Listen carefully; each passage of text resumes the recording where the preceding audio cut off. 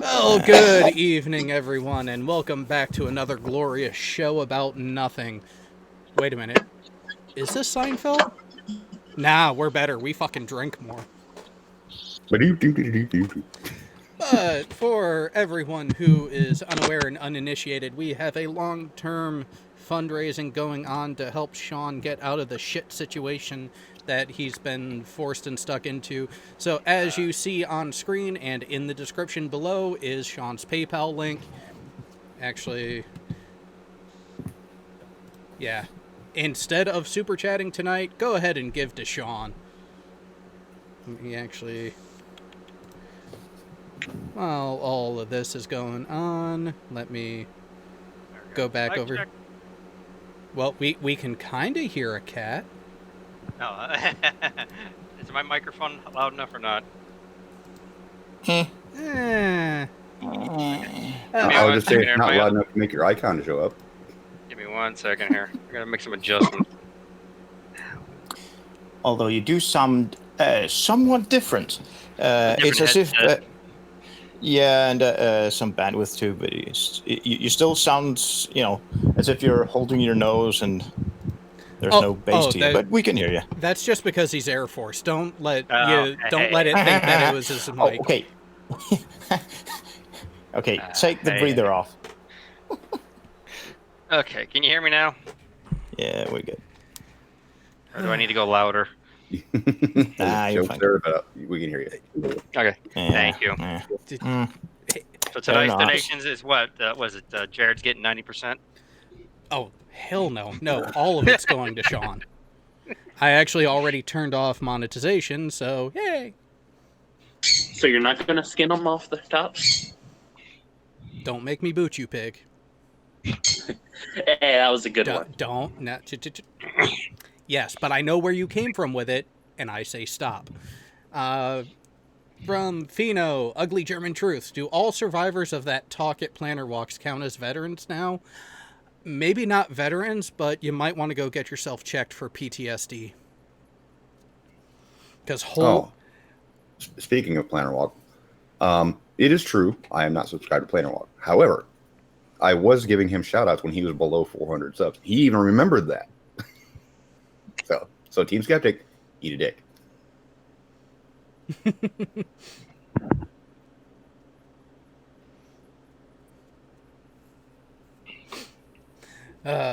Wait. Being in the Air Force makes your voice sound polypy? Do they get squirrels building nests from all the nose in the sky attitude? I don't know. How bad is that, Burns? I wouldn't know. There it is. Well, that is something that you just have to remember. At the peak equipment manning of all the branches, the Navy had more aircraft than the Air Force, and the Army had more boats than the Navy. Something wrong with that picture. World War II amphibious landing craft were actually technically the property of the Army.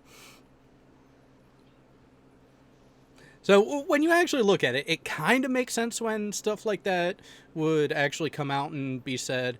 But at the same time, it's actually today, the U.S. Navy has more individual aircraft than the U.S. Air Force. The Army still wins because the Army has A-10s. Fuck you. That would be the Air Force. Just to answer Bo on that, it might be too late going by the wording of this tweet. Yeah, I know that the last message there, yeah. But hey, you never know. I was talking about just timeline, because he said he was going to have it done by Thursday, and it's now Friday. Yeah, okay. Hey, you might get lucky. That in the right kind of way. I mean, in the job kind of way, maybe. Oh, okay. I was going to say, I've been getting screwed for the last 3 months, so. Yeah. And it does have to end sometime, and that's why the link is all over the place. The people can read it, the people can click on it, and I haven't been a monetized channel for long, so yeah, send it to Sean. He needs it. hey, we got Scrat the Squirrel out there. So someone mentioned that the Air Force has more ground troops than the Marines. Scrat responds, but we Marines are the best. Yeah, But the every best military at needs cannon what? fodder. Well, no. The cannon fodder is the Army. Oh, no. Marines go before us, dude. Mhm. They're the cannon Yeah, fodder. I would say at least that. Yeah. The only good Marine is a submarine. Oh, Wow. Shots fired. That's a yeah. good one. Now, so something that I came across interesting. I don't remember if the video came out today or yesterday, but there is a purely history related channel that I'm subscribed to, where he does forgotten history bits and talks about an event in history that should not be forgotten. And they're Oh, anywhere yeah. from I know about who 10 to 15 minutes long. I believe the actual channel name is The History Guy. And his main name for the videos are history that deserves to be remembered. Yeah. I believe. Yeah. He's a cool guy. Yeah, so He likes hats. so did you see I'm pretty sure it was the most recent video. If not today's, it was yesterday's post of his, and what the topic was. The only U.S. aircraft carrier to actually be certified as an anti-submarine weapon. The USS Kitty Hawk and the collision with the K-319. oh, jeez. I still say that the Forrestal wins. The only aircraft carrier to ever have serve as a platform for C-113s, although it was only for testing. Well, if you want to go that route, what about the Essex with the Hornet and the B-25? The Mitchell. There. So short, a few months after the Pearl Harbor attack, the U.S.'s initial response was to do a bombing raid on mainland Japan just to show that, hey, you guys can be touched too. And they took off the entire air wing off of the USS Hornet, put a bunch of B-25 Mitchell bombers on there, stripped down and set up just for the run. Is actually the Doolittle raid.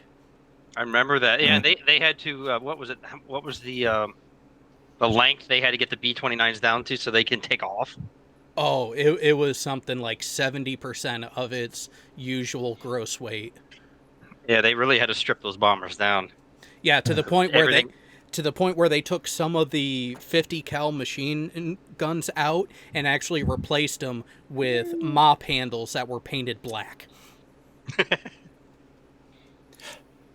At least the Royal Navy were actually able to land the medium bombers back on. The only reason why the U.S. didn't try that was because of the distance the bombers had to go, even from the basic planning of the trip.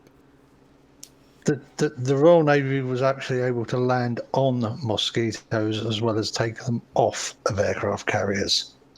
Oh, well, that was the Mosquito, not a frickin' Mitchell. It's still a medium bomber. I think the Mosquito actually carried a heavier weight of bombs than the Mitchell, because the Mosquito could carry a heavier weight of bombs to Berlin than all the B-17s up to the G. Because it wasn't until the G that the B-17 could actually carry 4,000 pounds of bombs to Berlin.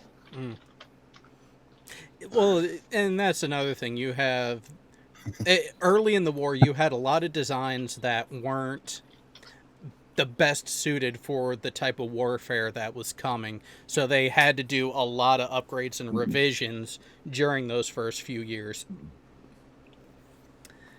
Oh, yeah. But I mean, the other thing you have to remember about the Mosquito was that it was also the fastest aircraft in service, fastest aircraft anywhere in service, including any of the single engine fighters, while carrying that 4,000 pound bomb load to Berlin.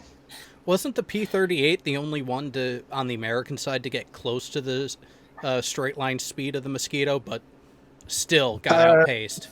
No, the Tiger Cat. The Tiger Cat got close. Mm. That was the twin-engined naval fighter. That was close. And one of those that wasn't really implemented. But then again, the Navy had an issue with bringing the Corsair to carrier qualification. I mean, it got implemented with the Marines as a ground-based fighter really quick, but with the way it was designed, it was a tough bird on the old flat tops. You actually qualified it for aircraft carrier operations. Couple years. It took a couple years before they. No, you know who qualified it? The Royal Navy. Yeah. Yeah, it was the Royal Navy that figured out how to land that. Because it wasn't so much getting them off, it was landing the bloody thing back on. Yeah. Well, yeah, that's the thing. Because taking off of an aircraft carrier is easy, relatively speaking. It's landing that's the issue. And even then, you can't really call it landing. It's a controlled crash. Even today. When I was learning to fly, the reason why they never let me go solo was because I used to land like I was landing on an aircraft carrier. The runway is current. Jared, did you work on a carrier? Yeah. How long did it take to reset the arrestor cables? About 5 seconds. 5 to really? 5 to 10 seconds. You mean after landing or from a take-up configuration to a landing configuration? So here's the thing: the pacing between full stop, the full operation from the moment the hook catches the cable until the cable is reset, 25 seconds. Nice. The full cycle of actually getting clear to let another aircraft take another landing attempt, 40 seconds, because they got to move the one that landed first and make sure that it's clear. So between those two, in less than 1 minute, you can land 2 aircraft on an angled deck carrier safely. Jeez. And how long does it take to reset the slingshot? I actually went on a tour of a Navy carrier when I was in, where was I? It's in South Carolina. So high tempo launch from the Kitty Hawk, we were with no catapult issues. If we were launching from all 4 cats and Alpha Strike, we could completely unload the entire air wing of close to 80 fixed wing aircraft in about 10 minutes. Jesus. That's including the usual aircraft that gets the first shot, right? I mean, normally, if they're not in the air already, you put I can't remember the names, the mini, the baby AWACS, et cetera. Yeah, so the Hawkeye goes up first, then the tanker goes up, and then your strike and combat loadout aircraft go up. So, and the way the firing order would go is you would get an aircraft set up for each catapult. You would fire off catapult 1, then you would fire off catapult 3, and as 3 is going off, 1 is already getting reloaded. 3 fires, as 3 is getting reloaded, 2 shoots off. As 2 is getting reloaded, catapult 4 shoots off the waist, and they just cycle through like that. No, I'm just bringing it up because, as much shit as I give the Navy, I give a lot of respect to the deck crews on carriers because they have such a high risk position. Yeah, I mean, talk about the need for having your head on a swivel. To say the least. Yeah. Oh yeah. But hey, and that's any time that aircraft are moving under power. Any time. Yeah. Now, I know that there's a stark difference, obviously, between airliners and fighter aircraft. But what about wind shear or high turbulence from other aircraft taking off? Will that ever be an issue? That's part of why they stagger it the way they do. Yeah. Because you can So the way they'll do it is they'll do all the, they'll bring all the aircraft up. They'll get Cat 1 under tension, go through its final checks, shoot it off, start the final checks on 2 after that shot, and you get this ballet dance back and forth between the two. That way, each aircraft has appropriate spacing during launch to where they're not interfering with each other. Because when you look at how the catapults are actually angled, catapults 1 and 2, if you do a straight line path with the way the shuttles go, the paths end up crossing. Same thing off catapults 3 and 4. But catapults 2 and 4 run parallel to each other. Catapults 1 and 3 actually slightly diverge. It's Oh yeah, they're somewhat split. Sorry, yeah, not split, but you know what I mean. Yeah, so that was one of we never did that full dump of the air wing, but during one of the training evolutions, we actually did do a rapid fire of a couple cycles because, well, you need the proficiency, and I was up on Vulture's Row when that happened, and it was fucking intense. Really, who added Klinger to the rotation? Which one? Klinger. I from MASH. Doesn't he? That's been in there for a doesn't while. he belong? Yeah, that's been in there 9 months. Easy. Yeah, Klinger's a native of Toledo, Ohio. My dad actually knew him when he was hanging out at what was the name of the restaurant? Scrat? Yeah, I know the video you're referring to. Yeah, I was want to mention that too. Yeah, I've seen that before. I don't want to watch that again. That was some horrific shit. But here's I the think I thing. found an interview survived. with him. The guy survived, and here's the thing. That is the difference between one of the differences between a turbojet engine and a turbofan engine. If he got sucked into a turbofan engine, no, he was gone. He was freaking he gone. was paced at that point. He would have been sliced and diced. Yeah, but because the A6 and the Prowler used a turbojet engine that was essentially a glorified vacuum cleaner with a compression area. And Hey, William Signs for the Pacos. Yes, they are famous for their hot dogs. Small fucking world. See, that is another beautiful thing about this community. Even we have such a coverage and such a depth of random knowledge and experience. It's easy to find someone with enough of a similarity. Okay. Oh, sorry, guys. I was watching that video with the guy getting sucked into the A6. Sorry. The guy getting sucked? What? Good thing it's in black and white. Not that we see anything, but it was carrier TV. Oh, It was the deck camera. So, which actually you get really good at watching those.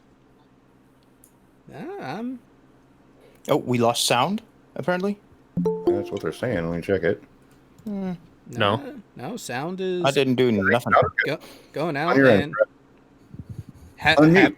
haven't dropped frames on this end yet. Oh, I know what's wrong. The other army guy did it. He just came in. Well, no. So we did have drop frames earlier as things were settling in more. Granted, I did start a little earlier. Yeah, there was the delay that didn't become a delay after all. Yeah. We're good. I watched through the delay. Yeah, well, Scrat said, nope, it was on his side. Or pause. There we go. He was typing, but he didn't have the text box highlighted. Yeah. So. And he's outside. Who's doing the obscene phone call breath over there? Pig, calm down. What? I'm not doing nothing. My hands are off my. No, it looks like it was Burns. I think it was Lord Burns, actually. Yeah, so you're using your dog and you put something on your dick or something? No, sorry, that was a fan blowing in my face. I turned it I off. can blow something on your face. Yeah, no, Y- pig. Yeah, take that off air if you want to. He set me up perfectly. Pig, you're not in the army yet. Hey, they call it the Gavy for a reason. It's only gay if you're on. No, it's not gay if you're underway. It's only Okay. queer if you're at the pier. It ain't blowjobs, bro. It's bro jobs. Lonely, lonely. I mean, a mouth is a mouth. Well, so keep in mind, every time a submarine goes out for deployment, 150 guys go out, and you get a bunch of about 70 couples back and a couple of three-ways. So should the Navy adopt a thing? The Navy adopt a creed saying that if anything larger than a cruiser has a red light room, just so they don't have to deal with the Gavy issues.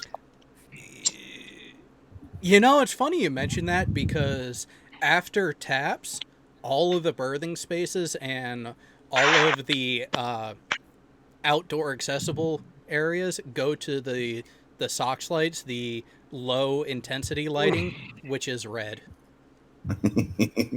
so they do have prostitution shifts, with their fellow seamen.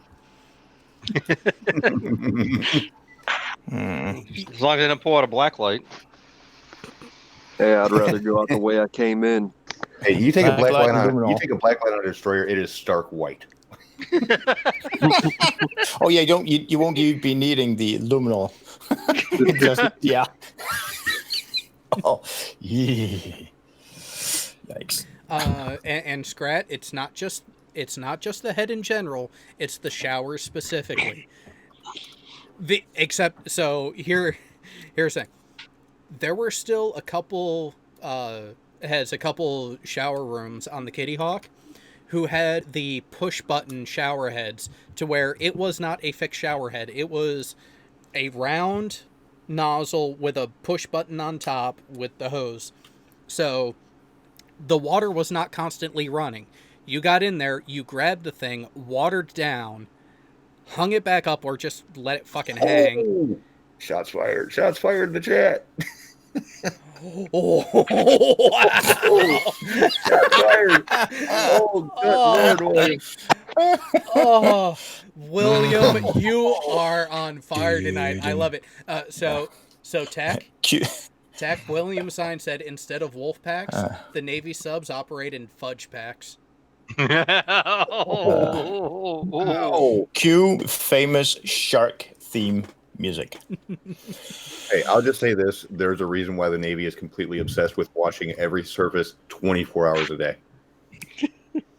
Other than hygiene. Well, they just don't want to slip and fall.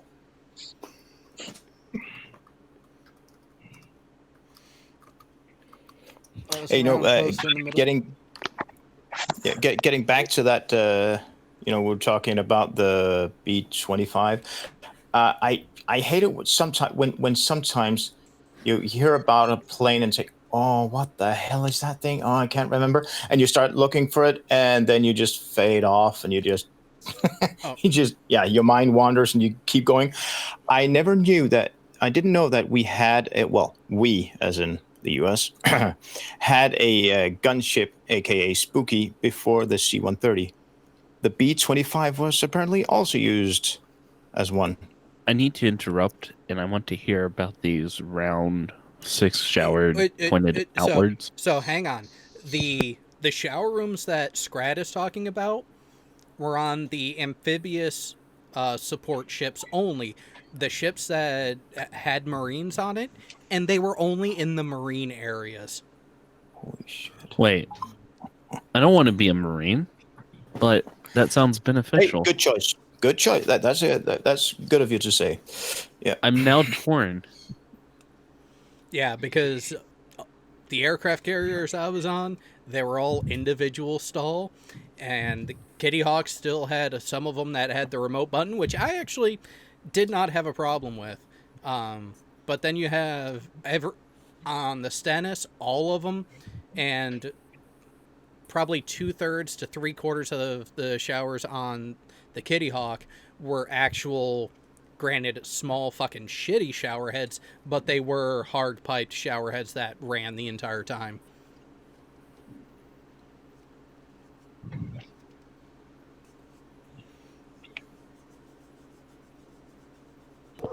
Marines, Navy, same thing. Yeah. You know what, Fred? You're not wrong.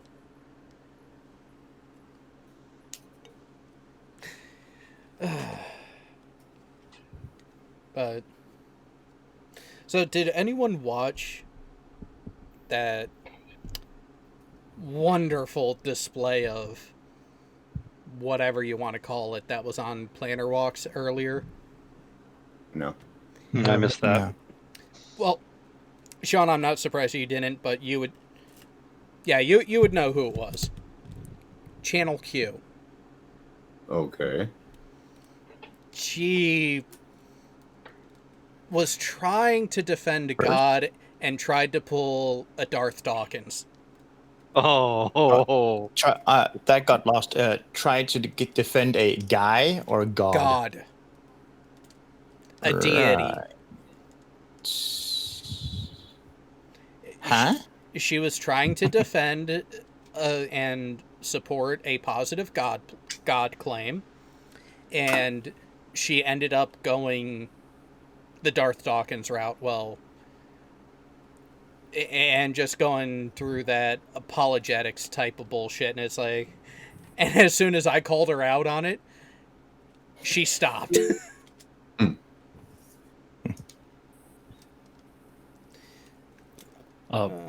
So, I see a name in here that hasn't been here in a while.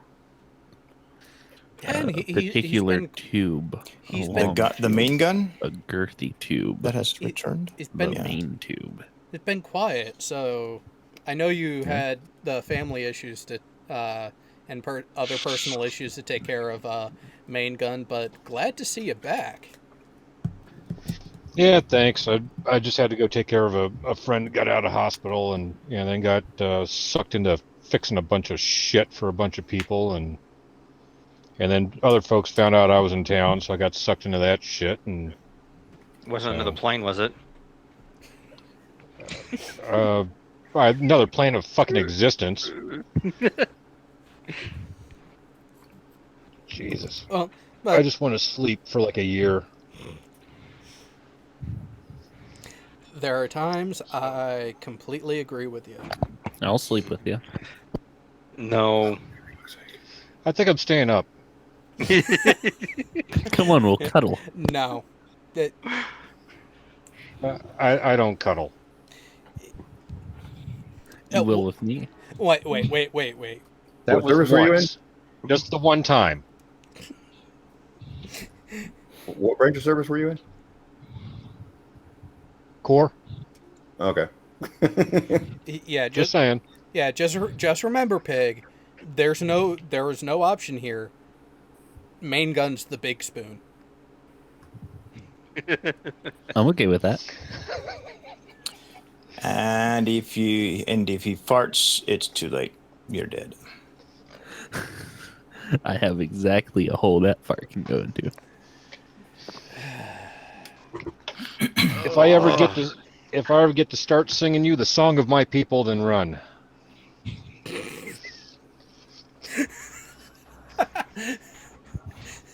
Now, wait. Wait, if you're gonna do that, please tell me you would do it the right way and first get him in a good bear hug from behind and then start. That way he can't get the fuck away. Yeah, just snap his back without killing him first. Yeah, not evil at all. I got a whole thing of broccoli right here, just waiting. When he was talking about farting, I was imagining us still in the spooning position, and then I was imagining me farting, and then that going on to a rod. Bubba, I've sucked so much core diet. My olfactory senses have gone away for like 20 years. Yeah, you weren't supposed to inhale that stuff, you know. That's the fun part. Just fire and hold your breath. That's all you needed to do. Wow. The infantry. Must be nice. I do kind of miss it, actually. Fresh air, long walks. Wait, Death before dismount. AG4, CS.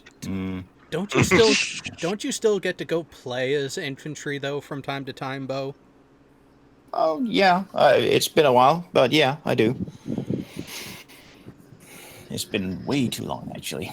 I'm kind of trigger itch. My trigger finger is itching like hell. Death before dismount. Oh, Well, I mean, yeah, it's not without regret. I mean, I will no longer, most likely, have access to my old girl, the buzzsaw. Now it's the M60. I'm not too sure about that part. Hold on. If But your hey, trigger fingers I are haven't- itching, can't you just start doing some prostate exams? That'll work. Yeah. I mean, you'll get that Pig, sensation off. If you ever get the chance to play responsibly, of course, with a fully automatic machine gun, you wouldn't even make those jokes because you would know what I mean. Playing with a fully automatic machine gun. That reminds me. While I was out of town, I was in the city, and I finally decided to take the damn concealed carry class. And there is a live fire portion of the qualification, right? Now, 25 rounds, and I put all 25 rounds in the X ring, or not in the X ring, but in the 10 ring. Now that sounds impressive until you learn what ranges you're shooting at. The first 5 rounds are one-handed at a range of 3 yards. Wait, what? The 3 yards? That's not even 3 meters. Jeez. Yep, they are stupidly close. The private security in Texas has to fire at 5, 10, and 15 yards. Oh yeah. We shoot at 3, 5, and 10, and you don't have to hit. You're not counting the score of what the target is. It's the actual target area is about half the size of the silhouette. You can literally qualify by stripping rounds out of the magazine and throwing them at the target. Damn. Well, for safe, I mean, to be fair, for self-defense, at a range of 3 yards, yeah, maybe, but still, you need to have some what would you call it, honor in actually being able to hit stuff. The target was the target was so close. In order for me to aim center mass, my rounds were going through the target and ricocheting off the floor. I imagine these, at least at that range, it is a reaction fire exercise. You don't know when to shoot. No time limit. What? Reasonable thing to have to qualify with for self-protection, because I mean, most situations where you're likely to need to do that sort of thing, you're more than likely going to be inside, so you're going to be damn bloody close to whatever you're shooting. But yeah, and also they emphasize so much, as far as I can see, that 3 yards with no time limit does seem a bit. Yeah. Well, and also they emphasize a whole lot on the fact that if you do have a concealed carry license and you find yourself in a situation to actually use it, you damn well better be sure that you can actually pull the damn trigger. If you pull out the gun, and at that range, you damn well better hit and not miss, because the next round will probably be aimed at you. Well, so I'm curious, what was there for concealed carry? It was obviously pistol. Did they have any real restrictions on what firearm type specific you could use for it, or just was it whatever you're going to be carrying, bring it? Yeah, that was basically 12-inch barrel revolver. Whatever you carry. I would love to see that. Yeah, whatever you're going to carry, that's what you want to bring. And if you didn't have a weapon, then you could rent one from them. But it was the first half. It was an 8-hour course. Mhm. The first 4 hours were fucking boring as hell. They were, Classroom? basic On the firearms bench. 101. And then we did the live fire, and then we did a second 4 hours of classroom, and that was actually interesting. That was a bunch of legal shit. You know, where you can carry, where you can't carry. You know, what the legal ramifications are if you do have to pull your weapon. Blah blah blah blah blah, and that was good stuff. But the live fire, I'm like, what the? And if you don't qualify, okay, if you hit anywhere in the target area, which is again half of the silhouette, right? Half the distance in from the edges of the silhouette. Anywhere in that counts as a point. And you don't have to score a 25 out of 25. You only have to score an 18 out of 25. And if you fail to qualify, they let you try again. Is there a cap on how many times you can try? Nope. Fail and then try again? I hope. And I could not believe it. The guy next to me, they pulled us off in pairs to shoot, and I'm sitting here, bang, bang, bang. I'm not taking my time because the target's so fucking close. I can't miss, right? I could close my eyes and hit the fucking X ring. So just snore while you fire it. And... Yeah. And the guy next to me is like, bang, bang, bang, bang, bang, bang, bang, and I glance over his target, and he's shooting this fucking shotgun pattern. Whoa, boy. I'm like, Okay. the name of the game is not to empty your magazine as fast as humanly fucking possible. Slow your rate of fire, you dipshit. And he actually threw 2 rounds outside the target area. But mag dump just sounds cool. You know, you do got to give him that. The rapid fire pew pew pew does sound cool, but it is horrendously ineffective. Now, here's what I find absolutely fucking hilarious. During the firearms qual basic training, there were a bunch of Texans in my division in boot camp, and a couple of them were next to me at the live fire portion of it. And I'm just a little old kid from New England, and I had a better grouping than they did.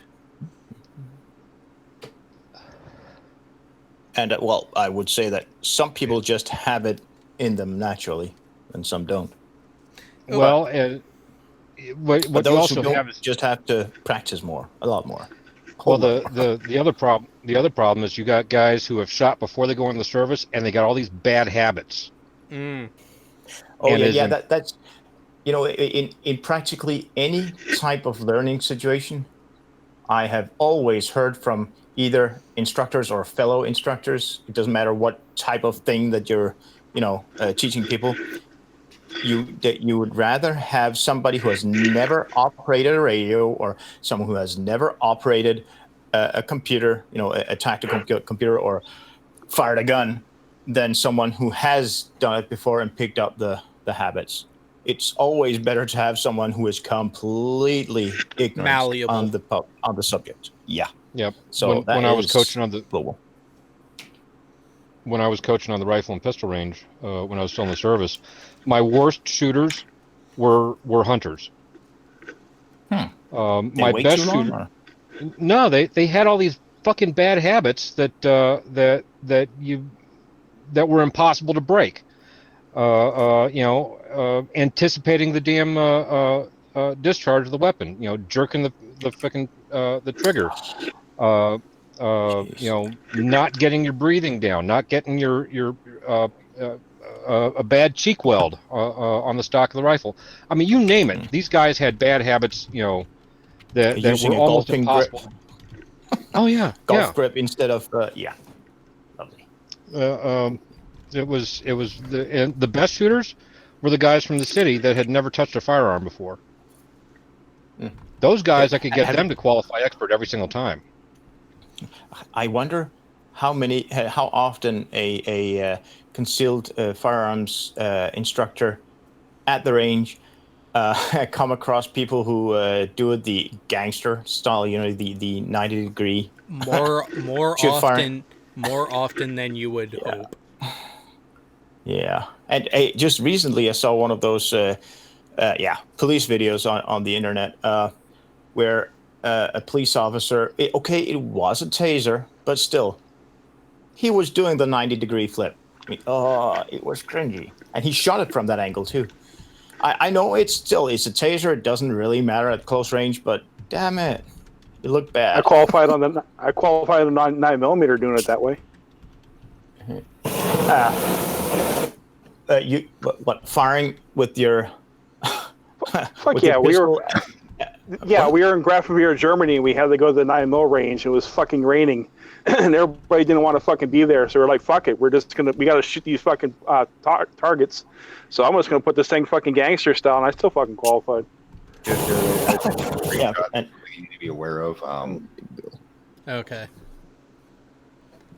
So if I start laughing, Sean will know why. Yes. Now that you say laughing, I'm thinking laughing hysterically, then gliding into a crying section.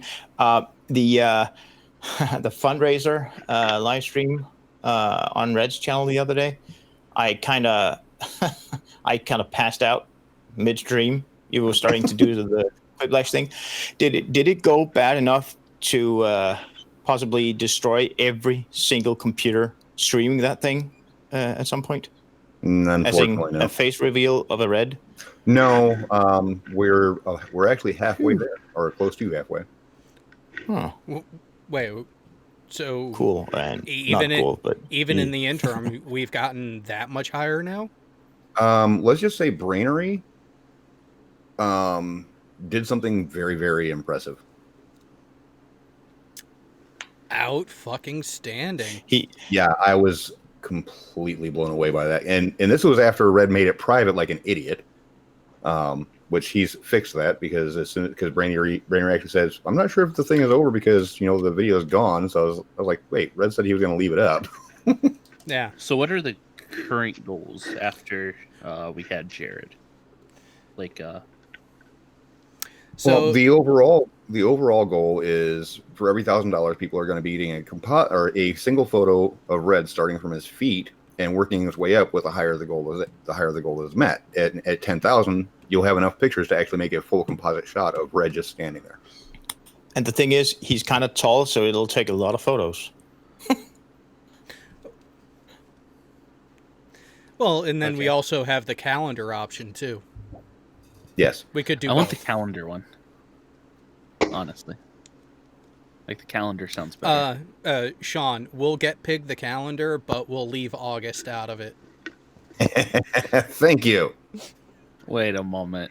I already have my own personal August. Not what other people would be getting though. But I already have my own personal August. So we're gonna get Red to do a calendar shoot, right? Pig, I told you to delete that damn picture. I was doing it for money, all right? I needed the money. It's okay. I love you, pal. No, you don't. Yeah, I do. I would stick it in your bum. That's love, right? I'm not your bum buddy. That's love. And you know what? Furball has it right. It is kind of like the goal from Major League 2. Yeah. Was that 2 or 1? I don't remember. I know it was one of them. So I kept getting shocked. Like actually physically shocked, and I couldn't figure out the source. Yeah, take the leaves off your testicles, dude. No. At first I thought it was my fan. So I made sure to check my fan. That wasn't it. I then checked every single plug, make sure something wasn't like my PlayStation on my desk was, I don't know, fucking attacking me or something. Turns out it was my laptop. When it's plugged in, the actual case has a bit of voltage. Yeah, it's a floating ground. Yeah, if I barely lick it, I can taste, I can feel the electricity, right? So when it's on my desk, that gets whenever I put my feet in my desk, it goes through me into the desk, right? And then I can feel that shock. Ground your stuff, kid. It's important. Not just to avoid the buzz, but... Well, here's another question. Pig, is it a 2 or 3 prong plug for the power supply? 3-prong, and it's already grounded, and I have a verification for ground on my surge protector. Yeah, but if it's grounded, you're not getting shocked. Yeah, then you have a problem with your house wiring. Okay. Yeah, and just because it is a 3-pop... Okay, I don't know the, the American electrical system from, 30, 40 years ago and up to now, but just because your plug has 3 prongs, both the connector and the wall socket, doesn't necessarily mean that it has an earth connection. No, it might also just be the charger, because me touching the so in the old round chargers, the ones where it's like a little pinhole. Yeah. Barrel. Yeah, the metal on the outside, just me touching that is enough to make it shock me. Again, you have a grounding issue with your house. Okay. Because because what's happening is, instead of grounding through the outlet and through the electrical panel, it's trying to ground through your floor. Okay. Hey, so, you know what, Pig? In your bathroom, take your computer, just the power supply, since you can do it just with the power supply alone. Take the power supply to the bathroom. I would imagine that all the drains and water lines are grounded, have to be grounded. You check it in there, touch it, and then touch the... Actually, in the U.S., no. If there have been major renovations to the house in the last 20 years, then the outlets themselves in the bathroom have to be GFCI. But other than that, actual grounding of the plumbing... everything in Iraq and Afghanistan is run on a fucking generator, so everything. And sometimes that shit gets fucking hot wired because people want to hook other shit up to it, and the contractors don't know about it. So, fucking Haji's CD shop, fix your pipes and shit. Sometimes, so everything I had was a fucking hooked up to a 12 volt to the wiring for the lights and shit. So I just hooked up to like a cigarette lighter. Well, of course you mean 24, but fuck it. No, on a Bradley it's 12 volts. What? Really? Is using the ridiculous 120 volts, which means wiring that has to be thick as fuck compared to the Europe. Residential AC for the US is 120, but everything else after that, it gets converted to all hell. Yeah, but the first the substations are your 5K down to 480. Okay, because I've just so often seen both 5K and 2.5K from the oil-filled. No, that's the main. Main. Those trunks, are those are your main trunks. Those are going from substation to substation, not the individual residential runs. Okay, not on a pole then. No, they are still on a pole, but they're on the big gantry style. Your street side poles are 480. Okay, I don't mean to start an argument of whether 50 or 60 hertz is better, but in terms of wire gauges for wiring, I've never touched 400 hertz. I mean, I haven't done it yet anyway. But hey. We use some 400 the higher on the frequency, the smaller. So. Yeah, the higher the frequency, the smaller the transformers. The smaller the transformers, the smaller the equipment. But again, zap, and owie if it goes wrong. Oh, that's true for anything. But the floating 400 on the ship is always fun because you got to make sure that shit is grounded on your test bench. Yeah, I do recall you talking about a certain couple of incidents that you had to endure. Of a minion or something. It was kept doing something stupid. It was the one guy trying to take his test set down so it could go down to calibration for testing, and he took off the grounding clamps before disconnecting the power cord. and then wondered why he was shocking himself.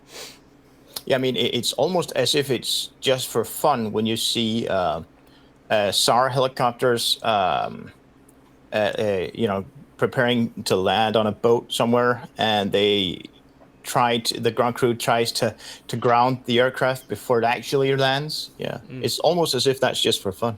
Oh no, William Signs. That's for static, I know, but still. No, William Signs. This definitely was owie because this was 480 low amperage. It was the Rad Out test set.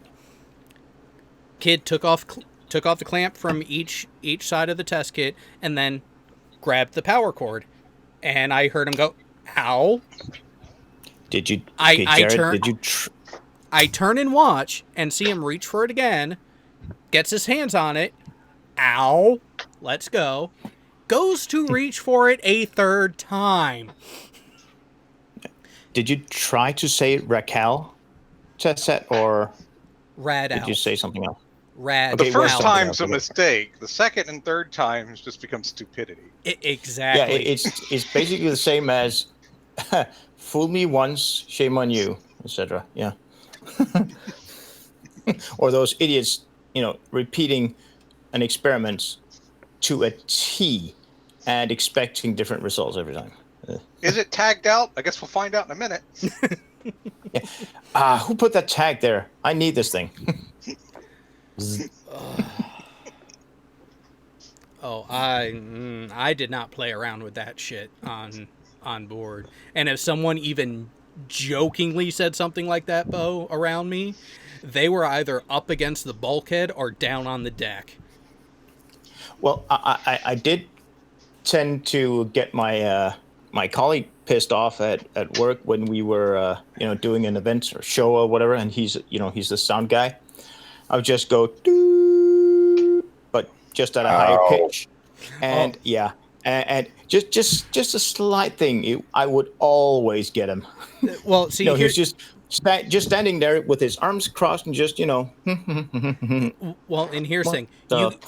And he's just and then he goes into panic mode, and then he. You could always, in my shops, you could always tell who the seasoned radio techs were, because every now and then you would hear a random 1 kHz tone, and it wasn't because we had an audio generator on. It was because one of us was fucking with someone. Because all of us got good at vocally replicating a solid 1 kHz tone, because one of our test sets played it every single time we turned it on, and it did it self-cal, and it did it every single time we were doing the tests on a radio, on an RT. Yeah, I've never been able to do that. It takes actually practice. Replicate in 1K, 800, but not 1K. I just can't get it high enough. The 1K, it actually takes practice, and you need a really good freak counter in order to make sure that you're right there. But you also have to do it in a clean way. I mean, for me and my colleague, because he did have a good ear, he could usually hear it.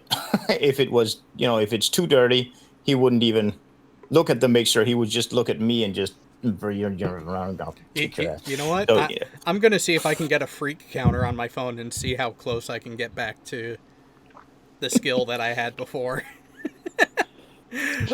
Let's have some fun with this shit. That's like get one of those an app called Dog Whistle, I think it is. It's an audio generator, and you can get it to to just play a 13 points. For example, one of my issues, 13.7 kilohertz. Sorry, that's very close to where one of my ever-present companions are. Just playing that to let people get a sense of what my head sounds like every day, and just turn it all the way up, or increase the frequency but at a lower volume, and just let it sit on the table for a while. And then when the kids are, your nephews or whatever, you start playing this game, you fucking phone. And when your nephews and whatever starts getting annoyed, what is that? Yeah, where's that coming from?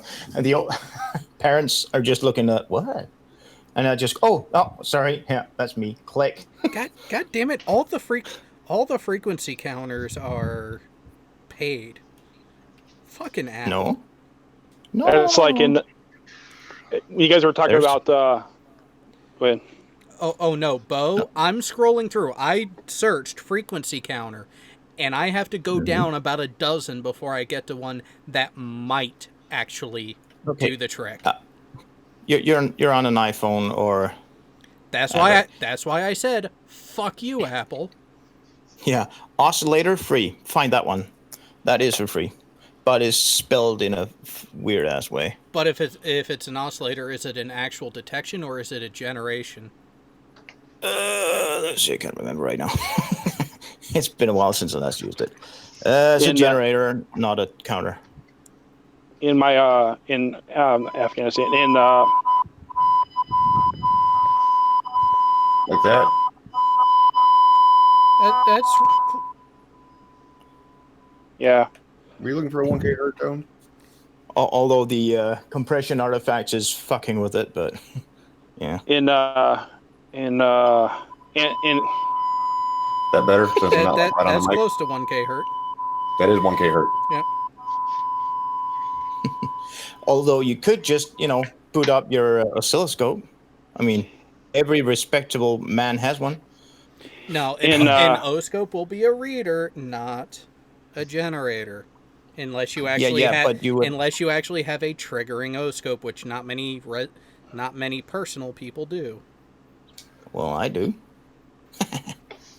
In Antarctica, in my RF shop, we had fucking the room was room's a fucking square shape, but the test benches and the work benches and the soldering bench and all that shit was all kind of like an L shaped.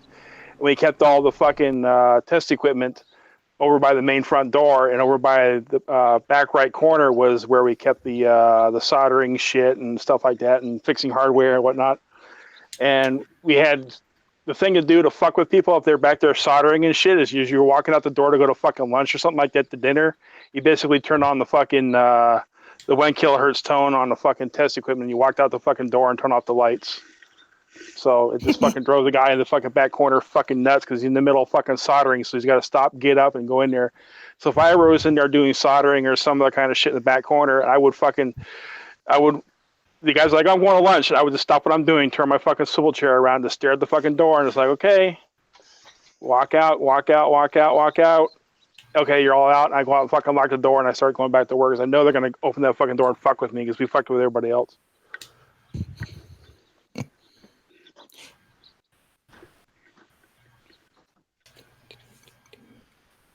Since there's a moment of silence, I have something to share with you, Jared. But then it's not a moment of silence anymore. No, you don't. I know. No, you don't. I do. No, no. My screen. Just no. It's too late. Okay. Wait, who the fuck made this? I did. Divine Beast? Wow. Okay, hang on. A beast should be terrifying and huge. Well, I am huge. Well, yeah, I don't know how tall you are, but yeah. Oh, we're not talking that. Oh yeah, you're not all that tall. Yeah, not that kind of huge. 2019 pig, bottom right. Yeah, that tone. Yeah, that's 1K. Yep. Yeah, 1K. And I guess you got my message there, Jay. Yeah. Probably not. It's weird because I'm looking at several tone generators. That's free.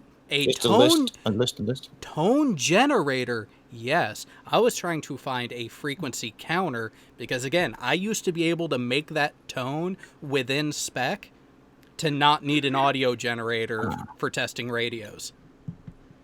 Okay. The name of the something that is an alternative though.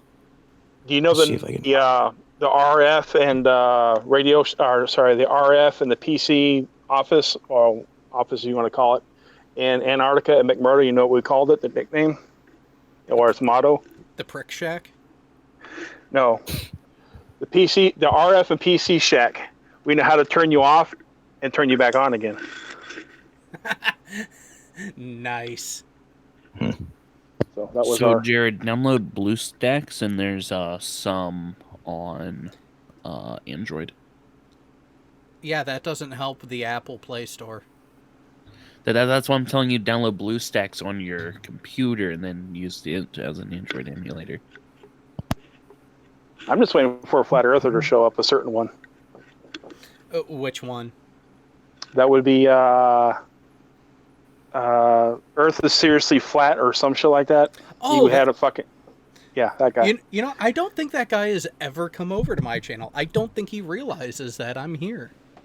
No, he knows because him and me. I've been going back and forth with him again on MC Tunes fucking last hangout where he just bullshitting his usual bullshit in the chat. So I basically asked him a question about the fucking mountains, and he answers. So I basically tell him, you know where to find me. I'll be on fucking Jared's thing on fucking. I basically told he wanted to play.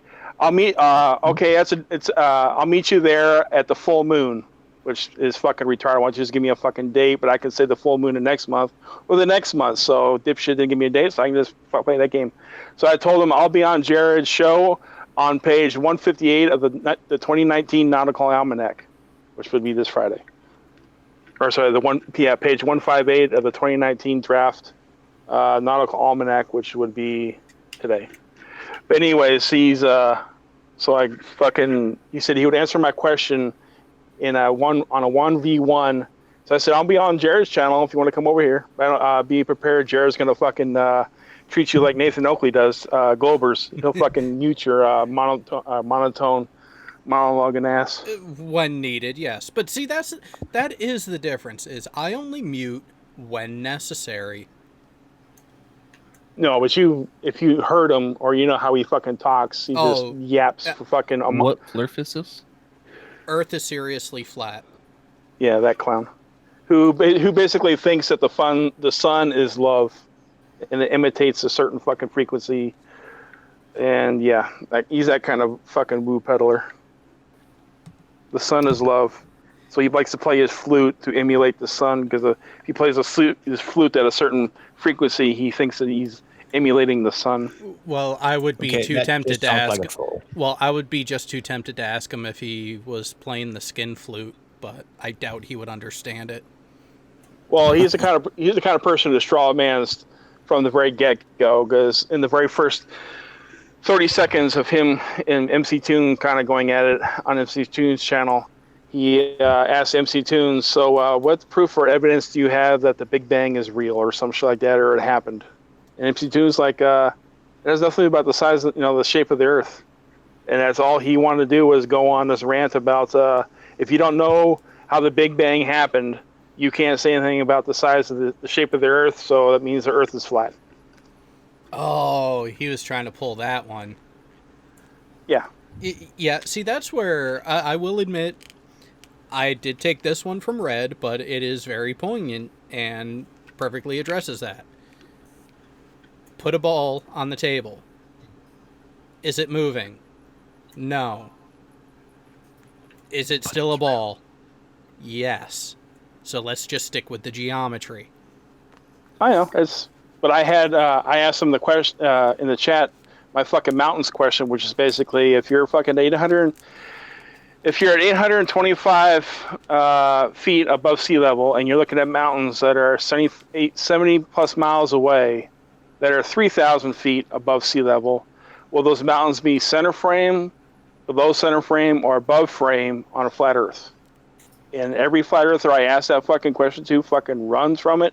And I was fucking hounding this clown. And he's like, well, I'll tell you in a hangout. It's like, I don't fucking really need a hangout for you to tell me. Just answer it. Because he wants to basically use a hangout to fucking monologue and blah, blah, blah, blah, blah. Earth is seriously flat? Yeah, so... Okay, I may or may not have... He's a guy, he's the kind of guy who goes to LA, because I've actually met this guy in person. But I think he was recording me on his cell phone, so I'm not going to say when and where, because he actually has my face now.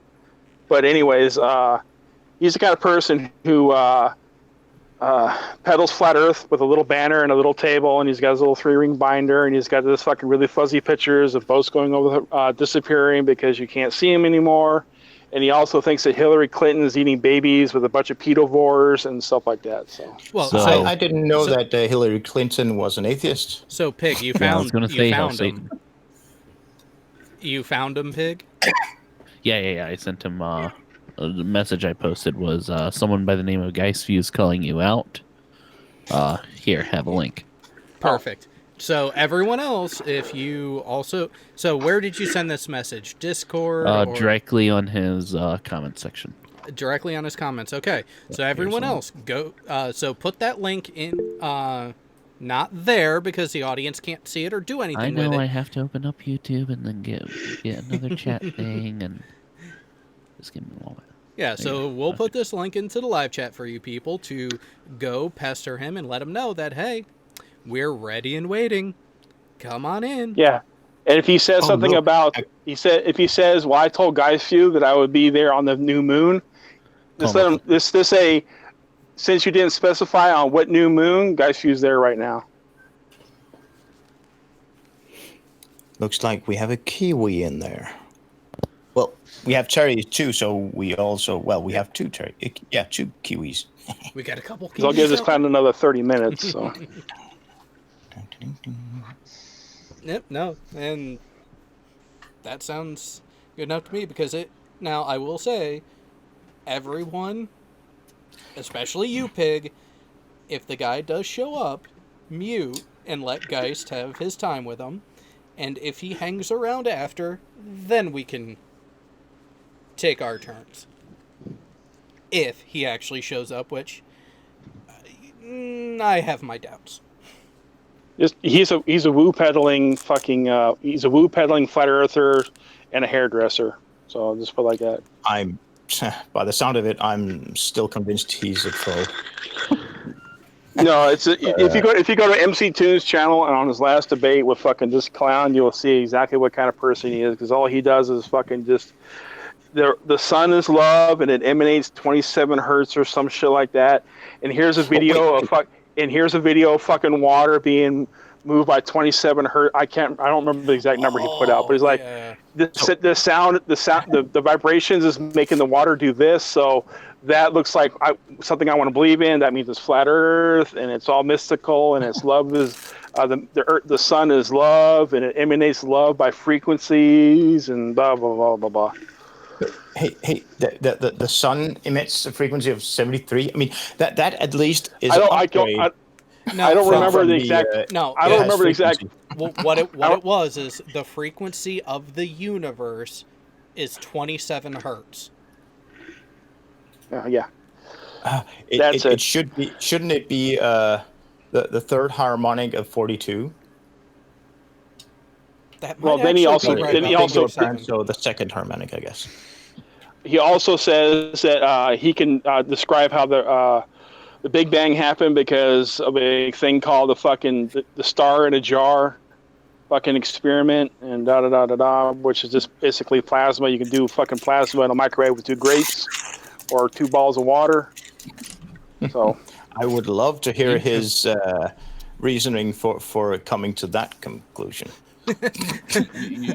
I would have to smoke some weed first. Oh, fucking red-eyed. The sun emits cancer. I know. I grew some on my leg. But the whole... Go. But the whole thing about this is I want to get an answer to my fucking question, and my question also has the caveat to it of why. So, if it's above, below, or center, which one is it and why? And that's the thing. It's just like my fucking question with Spurs. You fucking I will go fucking an hour of just repeating the same fucking thing to this clown the same way I fucking deal with Spurs. Yeah, I mean, is he worse or better at he's dodging answering a question than Russian? They're pretty much the same. This dude right here is just more fucking of a spiritual woo peddler. Spurs is just denies everything. Sacred geometry. Woo-hoo. Yeah, that too. Well, and that's why it's a good thing that myself and Sean would be here for it, because we can keep people on task. A little bit. Well, I can keep people on task, not a fucking problem, because I'm not. When it comes to things like this, I'm not really sorry, chat, but I'm not really worried about the entertainment value. I'm gonna nail this shit just like I would do fucking anything else when I want to fucking answer, and I'm not gonna play little fucking roundy games about shit. Oh, you mean the approved Aaron Raw way of doing things? No, as soon as I start sniffing that they're gonna fucking see if it smells. It's if any Jared knows how I fucking do, and Sean knows how I do, especially when it came to the sexting question fucking almost 3 years ago. I will literally fucking repeat that question fucking 30, 40, 50 times. This is that's the question being asked, not where they want to fucking go to. It's the fucking question being asked. After hearing that sexting thing, that it got kind of shady and murky there. And what? And guys, and speaking of skid mark. Hey guys, I have a question about that tactic, because I use that tactic too. It's just, asking the question over and over again until you finally get an answer. What do you do if there's like multiple answers that are given that contradict each other? I just point out the contradiction and repeat the question. Okay. Yeah. So it's basically how I handled when I was a drill sergeant. I handled privates when they would fucking give me bullshit answers, and I know what I asked, and I know the question, the reply that I should be getting, and I know what they're trying to do. So I'll just keep fucking hounding them and hounding them. The only difference is I just don't have them in the fucking front leaning rest while I'm doing it. I just, it's just my way of fucking dealing with people's bullshit. The same way I dealt with fucking soldiers' bullshit on my track. I ask you a fucking direct question about something. I'm asking you a direct question about something for a reason, not because you want to start talking about your fucking family or something like that. I really don't give a shit. It's all about why is the fucking track not fucking locked up? Why is the fucking track not fucking filled up? Why is the fucking, whatever not done? I really don't care about your personal fucking things. I just want to know why you didn't fucking do it. And when it comes to fucking this clown, it's if you're at certain place in a certain place and you should be seeing flat Earth, because his flat earthers, if you don't I'm sure you guys recognize, they don't really want to deal with the flat Earth evidence. They just try and poke holes in the globe model and say because they poked a hole in the globe model that all of a sudden now it's a flat Earth. Well, sorry, you can poke a million fucking holes in it, and every fucking astronaut and everybody in the world could be a Freemason. It still doesn't fucking change the fucking shape of the Earth. Sorry, but hey, that's all they can do, and they can't even do that.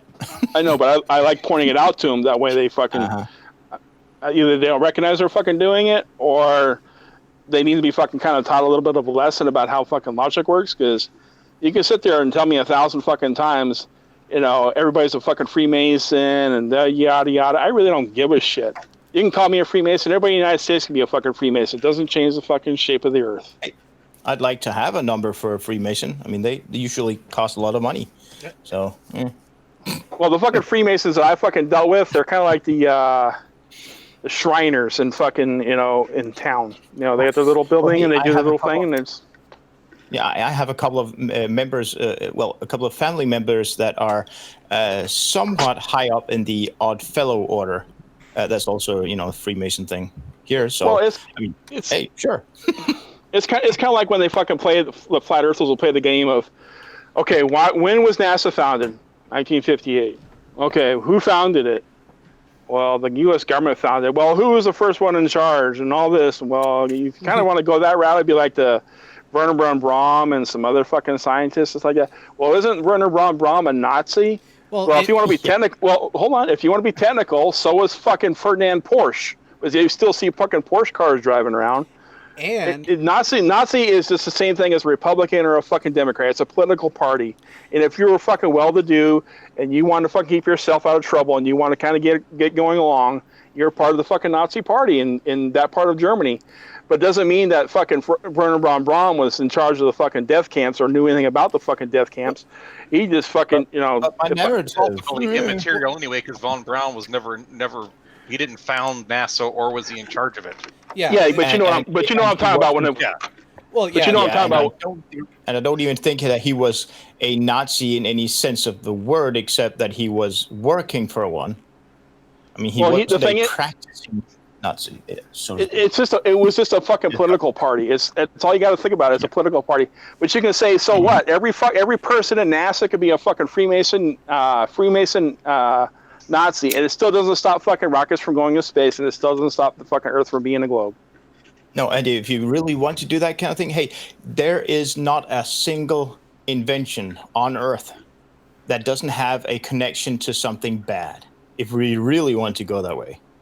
Well, if you want to medical science, for example, the advancements, many of those advancements were made because of POWs and a lot of really war brings a lot of enhancements to society, even though it's a detriment to other things. But technologically wise, can you imagine if there was never a World War II where we would kind of be sitting at with like atomic power and radio and radar and thermal imaging and CCD cameras and modern medicine and stuff like that? For all the bad that war does, for the technological side, it does pushes things up in leaps and bounds, because instead of just kind of letting things just kind of slowly develop, now there's all of a sudden a reason or a way, not a way, but how do I phrase this right? A way to accelerate advancements. It is what it is. But what I'm trying to say is, Ron Braun could be a fucking Nazi. The entire fucking everybody that they brought over could be a fucking Nazi. Everybody in NASA could be a fucking Freemason, which females can't be a Freemason, so I don't know how that fucking works. But it still doesn't change the shape of the Earth, and it still doesn't fucking change operations. It still doesn't fucking change how radio frequencies work. It still doesn't fucking like I said, flat earthers not prove, because that's in science it doesn't exist. They can't show evidence that leans toward. Yeah, flat earthers can't show any evidence to support their positions. What they do is they try and poke holes in the one that they don't understand, so that way they kind of win by default. Yeah, well, the only way they can do that is try to discredit something because of something else, and not the actual thing that they're trying to discredit. So I just ask them, okay, if you so you think you debunked this, so now go ahead and debunk a dodecahedron. That you can see flat if you're on one of the facets of a dodecahedron, it's flat, but the entire fucking dodecahedron is spherical. So figure that one out. But are those? Yeah, exactly. I mean, and it's unfortunate that you can't even, when they try to go that idiot route of, well, blah blah blah, Nazi thing. Okay, so how does that connect to this subject we're talking about? You can't even do that, because they'll just go, well, I mean, they are controlling everything, and they do everything. Well, it's like I just always say, when they bring up the whole Nazis and Germany and stuff like that, so I just go, Ferdinand Porsche was a fucking Nazi also. He also made fucking he also developed fucking tanks. Does that make fucking Porsches not go fast? Does that make Porsches not exist? Does that make fucking Porsche not a company? No, it doesn't anything fucking do about it. It exists or it doesn't exist. But they're saying, well, they're Nazis, that makes it doesn't exist anymore. Well, it doesn't mean fucking shit. Literally. Yeah. It's a diversion tactic, whether it's deliberate or not. It's a diversion. It's more of, how I think of it is, they can't argue against the science or the evidence. So what they try and do is poke holes in the social fabric of things. That's basically how I see it. And unfortunately, there's some of them have the ability to make it sound like they're actually doing it to the non-scientific people, i.e., most normal people. Well, it's like this one clown who's been trying to, who called out fight the flat Earth on his fucking Twitter, and then fucked off at the speed of sound. Yeah, then changed. But he's all about straight and level. It's like that. It's like, do you fucking realize that level and flat are physically not even the same fucking ballpark? You might have been using them your whole life interchangeably. But when you actually get down to the one without the other, and well, the thing with flat earthers is they need to learn. Flat earthers need to fucking learn axioms. There's a reason why words mean certain things when you're trying to use it in the right fucking context. But if you're just trying to use layman words or just how you've been using it all your life, sure, you could say fucking level and flat's the same thing. But until you start fucking talking about shapes of things and why things are a certain way, it changes the whole fucking process. It's like I put down in the comment section. There is a reason why they fucking say, what is the level behind the dam? What is the water level behind the dam? They never ask what is the flat behind the dam. Reason why is because flat and level have two fucking contexts. You can't interchange the fucking two. There's a reason why it's called sea level and not sea flat. There's a reason, it's that kind of fucking thinking. Yeah, and also, even before you can have an actual conversation, let alone a debate, is to define whether we're going to speak in scientific terms or layman terms. Because if we're using layman's terms, call it a theory of flat Earth if you want. But if you want to sound, if you want this to be scientific, don't use theory unless it's actually a theory. Well, it's not even that. It's like if you go up to a building architect who's going to design your house for you and have this completely custom house, and you walk in there and you're a flat earther and you go, "Hey, architect, I want you to build me a flat house. I don't care what it is. I just want it flat." Yeah. How many stories? Okay. Zero. And he goes, "Well, do you want the house level?" It's like, no. I know level and flat are the same thing. I'm telling you, I want you to build the house flat. Yeah, good luck with that one, buddy, because the architect's just going to build, pour a concrete slab for you and have a fucking nice fucking day. IKEA has, for decades now, IKEA has been selling flat pack furniture that you assemble yourself. Yeah. For a couple of years, they have been selling literally flat pack houses. Yeah. You don't assemble it yourself, of course. It's done by professionals. So you can actually get a flat house. No, yeah, but the thing is, when you're saying flat pack, that's talking about like the packaging that everything goes into. Use of the word, I know, but still. Yeah, but I'm just trying to, for any flat earther who might fucking hear this, that's not what he fucking meant by flat. Yeah, it's not about the packaging material. And if you intend to use a word in a certain way, make sure you use that word in that specific way the whole way through the conversation. Don't change the meaning of it. Wait. Are you trying to hold them to some sort of measure of intellectual honesty and consistency? I just have standards. Yeah.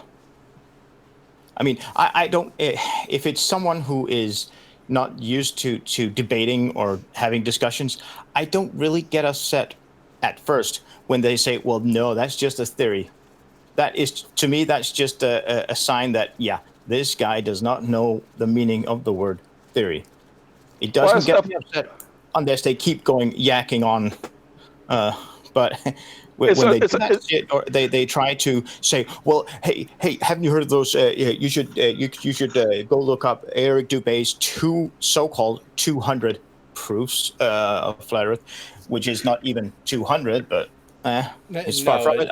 I can't remember how many it actually is. It's just a lot of 16. reviews, but I'll put like this for like being on a Bradley and you have turrets and a hull, and I'm up in the turret and I fucking tell and if I yell through the intercom, turn left. Who am I talking to? Wait, you are in the turret. I'll start again. I'm in a Bradley and I'm under fire. Let's say I'm in Iraq.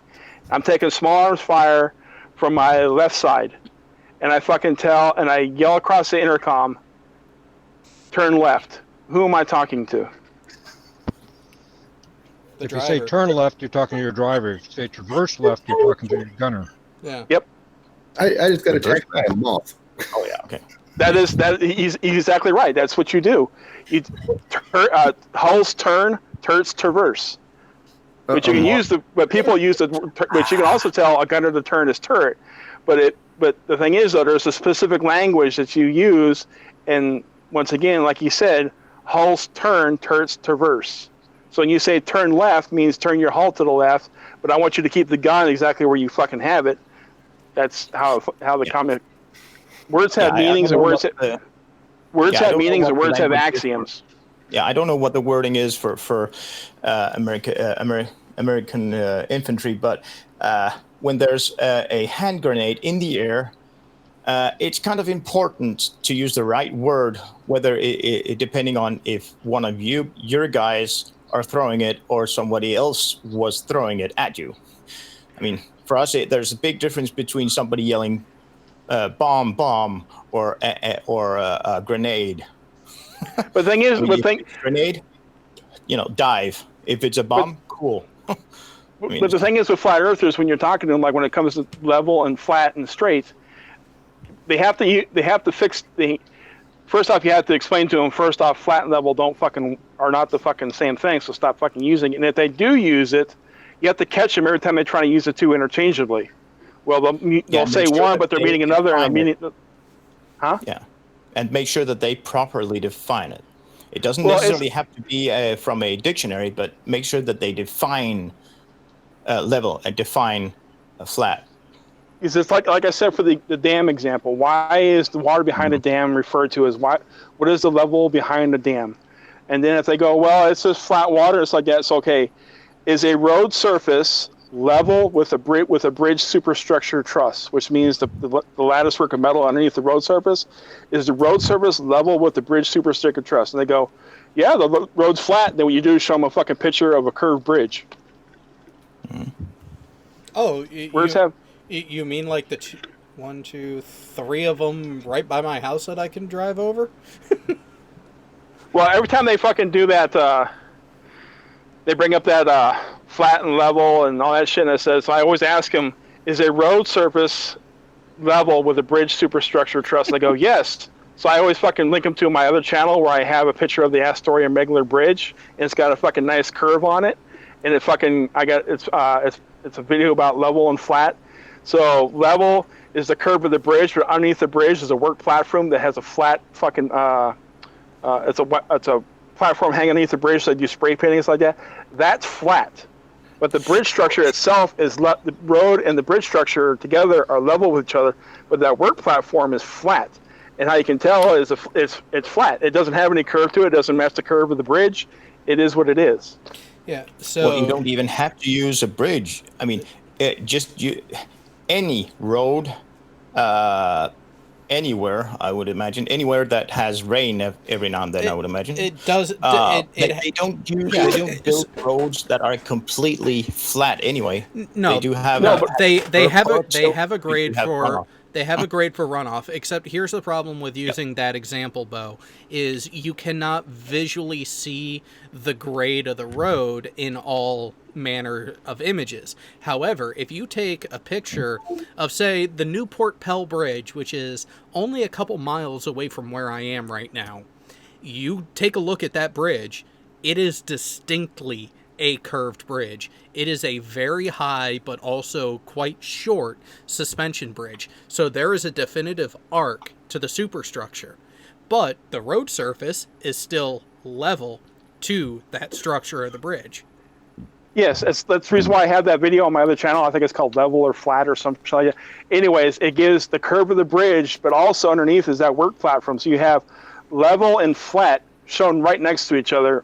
And when they say fucking does, level and flat are the same thing. Like, no, the road surface is level with the bridge superstructure truss. The bridge is fucking curved. The road is curved, so they're level with each other. But the work platform underneath, you see that? Yes, that's flat.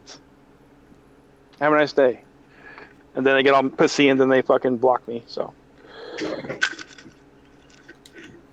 Yeah. But. So, any response there, Pig? I can't believe it's probably something to the nature of. I have. I can't believe I gave up mountain climbing today for this. Hold on. Hey, I had repelling I wanted to do today, but no. I had to fucking hang around for what's his name. Nothing. It's been 25 minutes, and he's done. Yeah, nothing. I'll be back here on the 30th, next Friday, which will be the full moon. And when he comes on, I'll just be like, I know he's trying to say next Friday when he just said, instead of being like a normal human being and saying I'll be there next Friday, I'll meet you there. He goes, I'll see you on the full moon. It's like, let's just be like a fucking normal human being and just give me a fucking date and time. But I can just be an asshole too. It's like, well, I thought you meant I'll just ignore him. It's like, oh, I thought you meant like the new moon in October.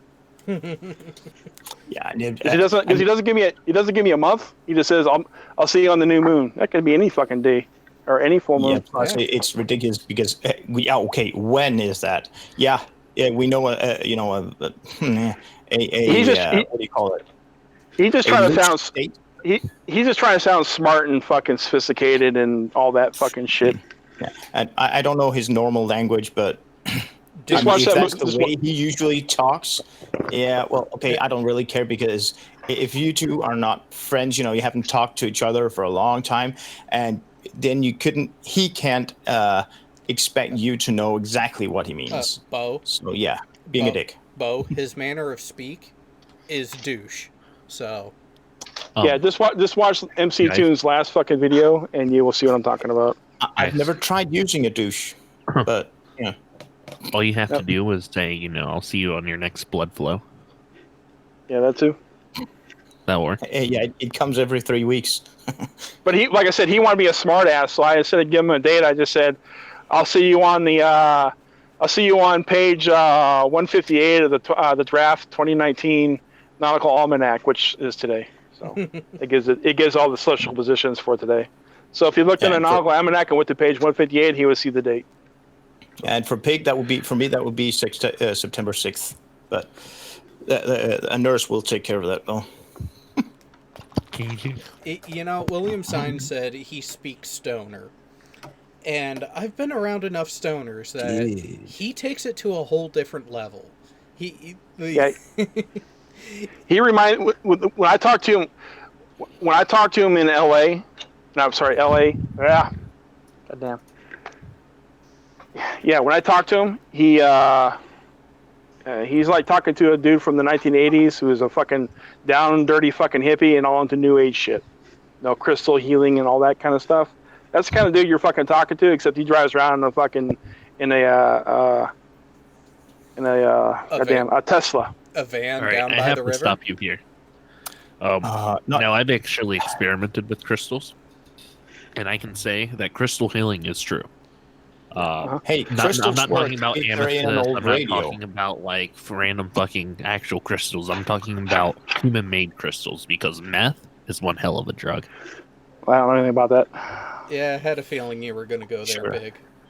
I have never pissed hot in my life, and I don't plan to. So. Mm-hmm. But think of your inner chakra. I'm sure my chakra. I'm sure every time they bring up this whole fucking thing about ancient civilizations, knew the Earth was flat, and they had this and they has that, and the first thing I go is, what about the Aleut or the Tlingit or the Taiga who live way up north in the fucking northern parts of Canada and Alaska and Siberia? They don't fucking know anything about what you're fucking talking about. Their civilization is fucking older than the Aztecs. Oh no, Aztecs, 2012. Dun dun dun. The calendar ends. Boom. Speaking of, just give everybody a tip who's listening who may engage with a flat earther on this subject. And you bring up a sextant, and they bring up an astrolabe. The first thing you fucking do when you ask flat earther brings up an astrolabe, ask them what plates are they using. I'm sorry, what type of what now? An astrolabe. Okay. I just didn't hear it. You know what a sextant is, right? Oh yeah, I would love to get my hands on one and learn how to use it, but yeah. Well, too bad. If you're here in California, I would give you classes. I used to before I went to Antarctica, and after I retired from the Army, I used to go down to Newport Harbor, and I was getting fucking classes. The rich people who just fucking bought boats, and they were paying me fucking $400 a day to give them classes on this shit. But I gave classes. When do you come to Denmark next time? It's gonna be a while. So I'm planning next spring. I'm planning moving back up to Alaska. So I want to go back home. But anyways, back away from Trump sounds reasonable. Back to there's the reason why I'm going back up there is the Kodak Island Space Launch Complex, and that's where I'm getting a job up there. So, but I can't pick up. I'm not going to be picked up until next fall or not next spring. So I was kind of wait for the winter, and then I'm going to head up there and move back home.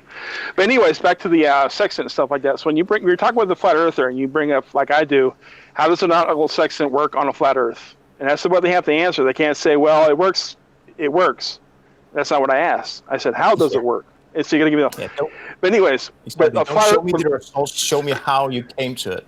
But a lot of flat earthers will first think, because they don't understand what a sextant is, how it works, but they've heard things from other flat earthers about an astrolabe.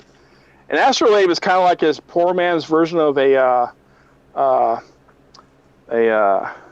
sextant. Astrolabes were invented by the Persians or Arabs or those guys. I can't remember exactly off the top of my head which one of those two, but it was either Arabs or Persians that invented the astrolabe. And on the face of the astrolabe, there's what they call the spider. And the spider, when you look at astrolabe's face, it has these little points, kind of like little needles sticking out from the outer ring, which is called the matzah, the mother, which is the mother ring. Anyways, it has these little fingers sticking out, like little spikes. Underneath those spikes, you have plates. And you put plates on there. So if you're in Mecca, you put the Mecca plate in there. So when you look above you and you do star sightings, you will see these stars. If you are in Jerusalem, you put in the Jerusalem plate. So when you tilt this thing up at a certain time of day, the spiders, the little thing, they're called spiders to look like, but it's like I said, they look like spikes. They will point for particular points on the disc, on the plate. They correspond to the stars you're looking at. So if you're tilting at this angle, those spiders will point to these certain stars, and then on the back you can turn around and you get the time of day, or if you need to be praying, or what time, that kind of stuff. So whenever they bring up the astrolabe, the first thing you fuckers should be asking me is, which fucking plates do I need to be using? Because astrolabe is nothing without the plates, and plates have two sides to them, especially the very older ones. Also, when they say, like people like Nathan Thompson, the other not Nathan Oakley, but the other fucking clown, who flat earthers will always say that the stars are never moved, the constellations never move, blah blah blah blah. Astrolabes prove. Yeah, but once again, astrolabes prove it. So what you do is you tell them to say, I want you to show me an example from an astrolabe from say 1532 to a astrolabe or a nautical sextant from 2019, and I want you to compare it for the same day, same time, same everything, and compensate for different calendars. And I want you to point and see if you can get the stars to line up from one device to the other device. They fucking won't, because things fucking do drift over time, and it takes thousands of years for very big changes. But a plate from the astrolabes of a plate from an astrolabe from the 1500s of Mecca or something like that will not look the same as a fucking astrolabe built in 2019 using a plate from Mecca from 2019. The fucking spiders will not fucking line up with the stars on the disc. So whenever they ask, I'm looking at pictures of it. There's different types. different styles of them. Yes. Spherical astrolabes and not what do you call it? Oval shaped and circular shaped, pizza slice shaped. There's circle shaped. Yes. There's different. But the original astrolabes, when they were first invented, were the round circular ones. It has the ring on the top, and like it has all that kind of thing. If you go, here's a very good channel to go to for anybody who's listening in the chat or anybody here wants to listen to. Go to a channel called Curator's Corner. It's from the British Museum. It's called Curator's Corner. You'll scroll through. I can't remember exactly where it's at, but there's a guy who gives it's like 7 minutes long, but it kind of gives you the idea what I'm talking about. And he gives a little bit of a brief description of an astrolabe works from the 1500s. Hey, Pete, could you find the video he's talking about? Because this is Scott Manley. It's a good one, but it could be interesting for people to find that channel. Well, the one for the Curator's Corner, he's using an actual ancient astrolabe from from Persia. It's either Persia or Saudi Arabia, or no, the Kingdom of Saud. But it's one of but I'm just trying to remember. But like I said, if you go, it's called Curator's Corner, and it's from the British Museum. They talk about different things, and and they talk about how an astrolabe works. And it's very basic how he does it. It's like basically how you point it like this. But you'll see what I'm talking about when he talks about the spiders and when he talks about the discs. And you'll see what I'm talking about when you compare an astrolabe made with the discs made from then and an astrolabe made from discs now, and put it in the same place on Earth and compare the stars. The spiders will not line up with the plates because things have fucking drifted. Yeah, there's a couple of videos of it, how to use one, and I'm I'm guessing you mean the 13th century celestial globe you're talking about, maybe? You're talking about it's called Curator's Corner. Yeah. Oh wait, I'm looking at the British Museum's channel.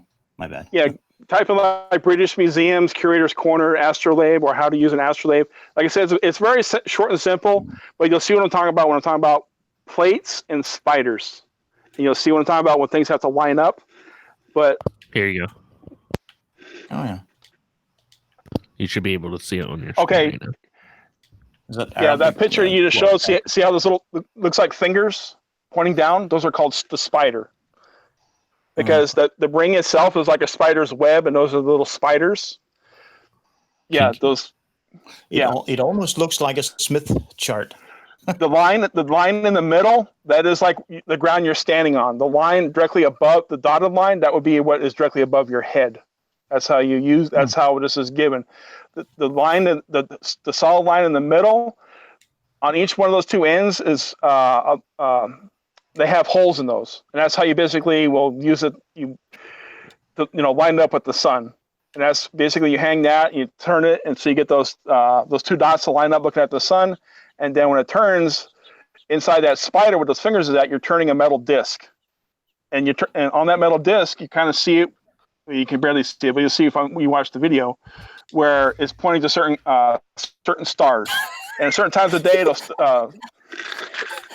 Go ahead. Oh crap! I was trying to search for stuff for an astrolabe. I just found a video claiming that astrolabe proves flat Earth. Abu Ismail. Yeah, stop right there. Those are the discs. Okay.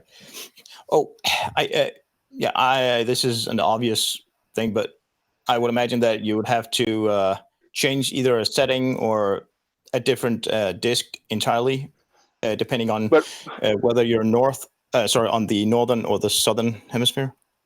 But here's the thing where it fucks flat earthers who say the Earth is flat and the sky has a dome. The astrolabe, when you look at it, remember that line that is the solid white line? That is the ground you're standing on. That would be like if you're standing. Okay, the astrolabe actually continues underneath your feet. There's a curve to it underneath. It's actually the full circle of the disc. The plotted positions of the stars are plotted underneath your feet also with an astrolabe. As in literally, as if the Earth was translucent. Is that what you're saying? Yeah, it's like if you had a modern telescope and you put it at the track, say fucking Polaris, not Polaris, but not Montana, fucking I can't remember. any one of the stars. And you fucking tell it to track that star, and as it keeps tracking, it'll fucking basically kind of point to the ground and make a whole fucking circle and pop up on the horizon, fucking later in the day or in the evening or whatever. That's exactly what the astrolabe does. It tracks. It has in those discs. If you rotate that fucking thing all the way down, like you're pointing, if you rotate the astrolabe, basically it'll be giving you positions of stars that are underneath the Earth, or because they knew back then that there was a celestial sphere. It was stars surrounded the Earth. There was no fucking dome. The dome was Christianity. The Persians and the Arabs and people like that, the ones who came with high-end mathematics and stuff like that, they knew and understood that there was a dome, but a sphere of stars around the Earth, and they mapped these stars, and they knew where they're going to be at any particular time of day, and that's what those plates are for. But if you know how to use an astrolabe. The dome nonsense. It isn't just Christianity. I mean, there are several religions claiming that the Earth has a dome. Yes, but I'm not sure if it's Christianity that comes up with it first. But the thing is, though, when civilizations started coming up with high-end mathematics to explain things like inventing the zero and calculus and trigonometry and all that stuff. They figured out it was not a dome anymore. It was a fucking sphere, and it only can be explained with the sphere, not with a fucking dome. Because ask a flat earther, show them. Of course, they'll never show you, but have a flat earther use an astrolabe with using a dome. Everything's going to be fucking off. Because If you're trying to point the Sigma Octantis with an astrolabe, you have to point the thing into the ground. Yeah, if we imagine, I don't know how hard it is to learn, for a normally functioning person to learn how to use a sextant. But take that as a standard. How hard would it be to learn how to use an astrolabe? Harder or easier? Astrolabe is easier because it's kind of the discs kind of tell you where things are at already. So okay, I would be correct in claiming that finding a flat earther who would actually be able to use an astrolabe would be a long shot. An astrolabe is more used. You can use an astrolabe for very rudimentary fucking navigation, but an astrolabe is more when it was used back in the day was to tell you when to plant your fucking your fields, when to pray, when the sun is going to be above at a certain time at its zenith, when you should pray, when you should plant your crops, when you should do this, when you should do that. It was more of like an astrology tool than it was more of a scientific navigation tool. That's why the modern nautical sextant was invented. Of course, they used sextant in aircraft way back in the day too, also. But when they invented GPS, all that shit stuff, and art. With RAN and GPS, all that stuff. The sextant, putting on the top of a bubble of an aircraft against star positions was, it went out the wayside. But an astrolabe back in the day was not used to try and fucking navigate from let's say from the southern tip of Africa to Australia or anything like that. You need something fucking much larger, because when the astrolabe was invented, it was basically used on land in places like the fucking Red Sea, in the Mediterranean, very small fucking areas. But when it came to fucking something large, it didn't fucking quite work that way. You needed something better, so they started coming. The nautical sextant was invented, then it became.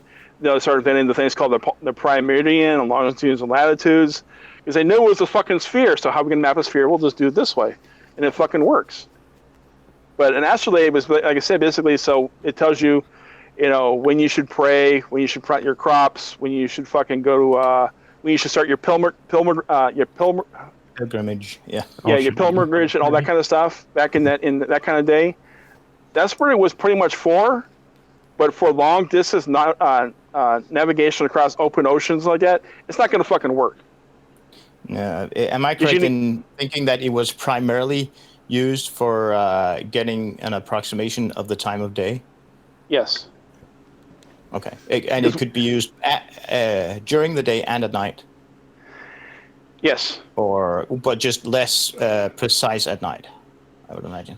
You can use it during the day and at night. So if you did it during the day and you're spotting on the sun, and you turn the wheel to line it up on the back side, not the face with the spiders, but on the back side will be okay. When you have it turned this time, it's noon. So we should do your noontime prayers. Mm-hmm. That's the main. That's the kind of reason why it was kind of invented. So everybody on the same sheet of music and the same sheet of time across this large empire. Of when we need to pray, when we need to do this, when we need to do that, and actually at the beginning of Islam, they would actually use an astrolabe at the mosque to let the God, I forget the actual title the guy had, but the one who would go up and do the actual call for prayer. The tar in this. Yeah, it would actually. Yeah, it would actually. That's not a crier. Yeah, they would actually use that and be like, okay, it's this time. Let me get my happy ass up there. Well, here's a trivia question for you since you got brought up. And I didn't learn about this until like 2 months ago because I never had reason to look it up. Who invented the latitude and longitude system? What was it? I'm inclined to think it's a Brit, but yeah, it was because the prime meridian goes right through fucking Greenwich. It was a British. I just remember the exact fucking dude's name. Eratosthenes. Really? The prime meridian? No, he invented the latitude and longitude system. Yeah, the concept, but mapping it was fucking done by British. And to be honest, I like the Maidenhead locator system better. But everybody got stepped on. Yeah, the Brits actually designated the whole GMT. But Yeah. latitude and longitude was introduced by Eratosthenes. Yeah, but I'm talking about when I'm saying invented longitude and latitude, I'm talking about for purposes of navigation using a sextant. Well, yeah, but I understand. But I see your. Yeah, because Eratosthenes, because he's the one who Eratosthenes is the one who put the longitude and latitude, basically broke down the globe into a grid pattern, so it's easier to understand. But the British, when they're doing their empire expansions like that, when they're going from the fucking the Atlantic into the Pacific via fucking around South Africa and through Australia, or also through the Atlantic, through South America to get to do for goddamn, I can't think right now. It's like going down to the Falklands, going down to St. George Island, those kind of places. They need a very precise way of fucking navigating across all of the seas at the same time without having to have special standards. I would say, Pacific has one standard, Lang has one standard. They just came up with, okay, we get the concept of the longitude and latitude, but now we're going to formalize it. We're going to put it into certain distances. We're going to call these distances fucking nautical miles and blah blah blah blah blah, and use speed. The speed will be knots. Everything's being standardized, and the zero line will be the prime meridian to make everything fucking simple. We're just going to put it right through fucking Greenwich Mean Time, right through this fucking observatory. Let's count that as zero. Because if you put zero as going through fucking say Athens, and another place puts zero through say through Rome, and another group wants to put fucking zero through Tokyo, everybody gets fucked up. Yeah. So.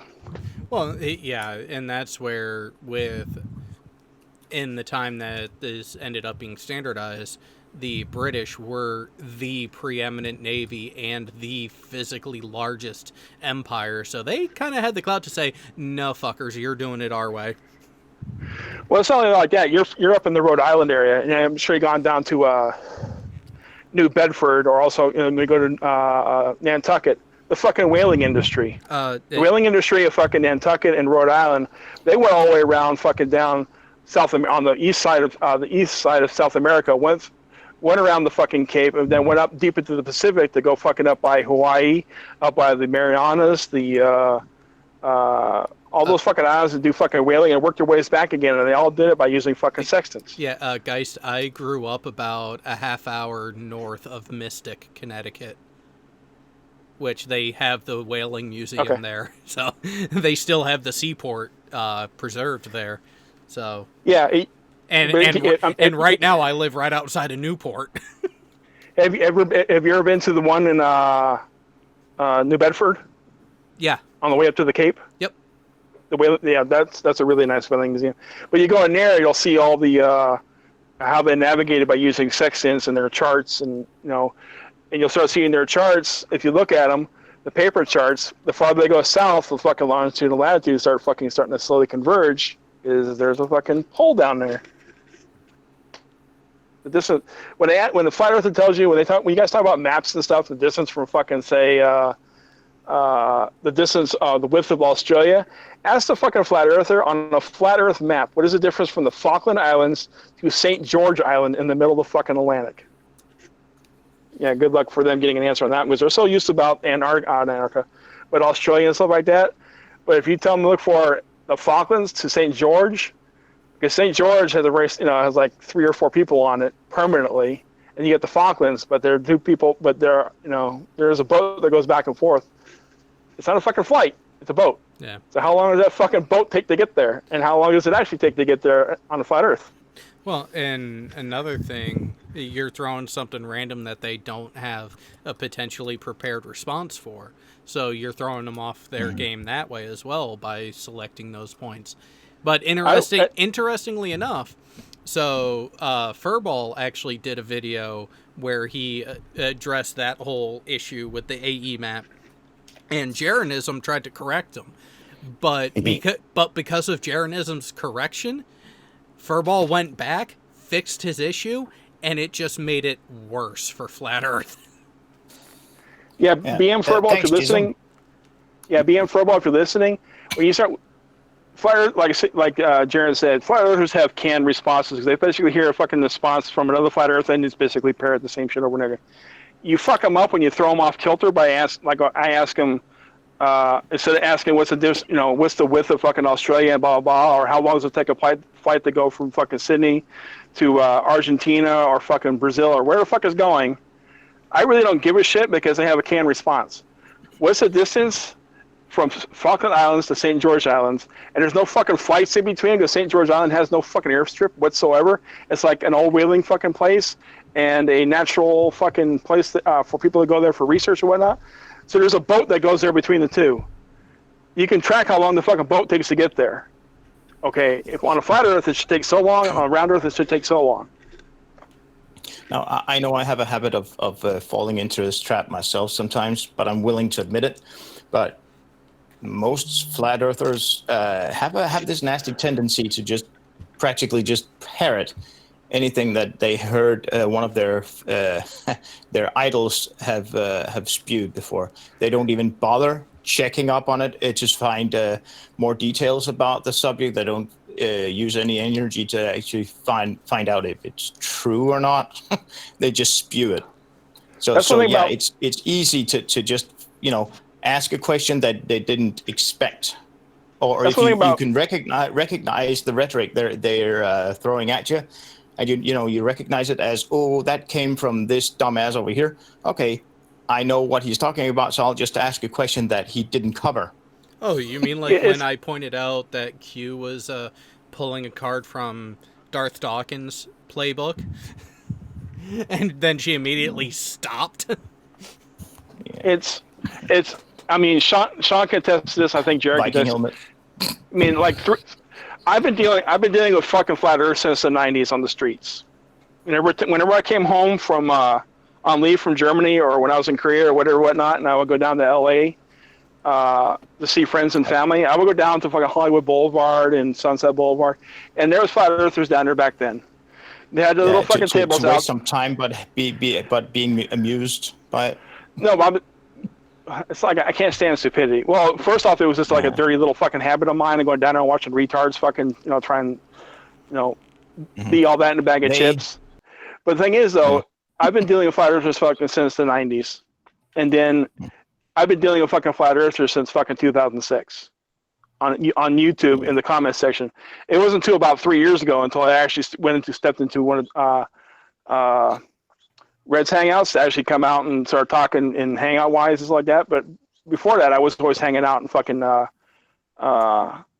the YouTube comment sections and basically trying to poke holes in people like goddamn, I can't remember fucking half their names anymore. A5 or A4, whatever his fucking name was, Poncho Pete, all those fucking kind of clowns. Beginnings of fucking Mark Sargent when he was like, had less than 50 subs. I was fucking nailing that fucker to the wall also. First comment section I ever saw you in was Stars or Souls. Huh? I think the first comment section I ever saw you in was Stars or Souls, if memory serves right. Actually, before that, I was in. I'm the first place I ever noticed you. Well, that was the first time you noticed me was pretty much around. Not Earth Discussions. I'm trying to remember the fucking group it was actually. It's how I got into the whole. Yeah, but it was way before that. I had a different channel name. I actually used my real name. Actually, my first name and my last initial and some numbers after that of when I was doing shit since 2006. And then when I started doing drone shit, or wanted to start doing drone shit after the Army, is when I changed it to the Guys View. And I deleted that old fucking channel. That old account. But that's the reason why you look on my YouTube channel and you go to the About section. The reason why it still says 2006. That's when I actually formed I got an account with Google. So, but you notice my drone shit hasn't been until 2016, not 2016, 2015, 2016, 2017. Those years. That's the reason why there's a big fucking discrepancy between those dates and the other ones. But where I was going with this is I've debated fucking flat earthers on the streets. It's different than doing it in the hangouts, because when you get them on the streets, they can't really deflect because you're right there in their face all the time. You're like like I do with JM or with Skidmark. Yeah, with Spurs. There's a reason why I use that kind of tactic is I'm used to doing it out on the streets with them. Because I'll just sit there with a bunch of people and I will ask them, when they try and deflect, I will just bring them right back to the same fucking question. So it basically kind of embarrasses them in front of people if they're trying to be like, okay, flat and level, look at the water, blah, blah, blah. Like, well, have you ever picked up a fucking board? How do you know a fucking board is flat or level without looking down the fucking length of it? That's how you fucking can tell if there's a curve to it. Well, that's not how I look over there and I see a horizon, not a curve horizon. So like, well, now we're gonna play fucking word games, huh? So how about so when you fly up in the airplane, you're flying around the atmosphere, right? So we can play this fucking game all goddamn day if you want to play word games. When you're doing it, when you're dealing a street flat earthers, there's a lot different dealing on YouTube because they can't really run. If they run on there, they just pack up their shit and fucking walk away. But it's easier to embarrass them that way because because they got their stuff right there in front of them. So you just basically look at the materials and you point out the flaws and this and this and this and this, and you know on their books or on their banners or whatever. But on YouTube, it's a lot differently. It's just the voice and the fucking background you're talking to. So. I mean, off-the-cuff discussions are hard as hell because you can't just, sneak in your phone just to click, Google. You can't use Google on the fly when you're on a street. Well, yeah, that's one thing about flat earthers. It's like with JM Truth or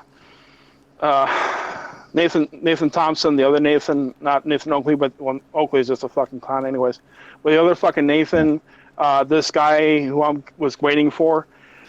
They like to, that shotgun fallacy. I'm gonna name off as many fucking flat Earth fucking claims as I possibly fucking can in the first fucking 10 minutes, and then I want you to address every fucking one of those. If you can't address one or one to my satisfaction, or one that I can't, or one that I can deflect from, I'm going to declare victory and the Earth is flat.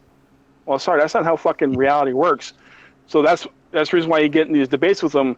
If you're debating with him, you have to, like with Red's rhetoric did, he is very specific.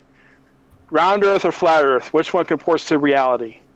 It's the same, you have to go into these mindsets with these people in that way. You cannot let them fucking start to shotgun fucking claims where you have to deal with everything. As soon as they fucking do, you just basically end the conversation or you fucking try and get it back on track again. But flat Earthers, besides everything else they do, they love the shotgun claims. That way you have to deal with every one of their bullshit. If you don't do it with everyone their bullshit, they'll figure out a way of rephrasing something or re-saying something so they fucking win the conversation. Oh, yeah. Ask a question, and if they divert, if they're good at diverting or giving a bullshit answer, rephrase the question.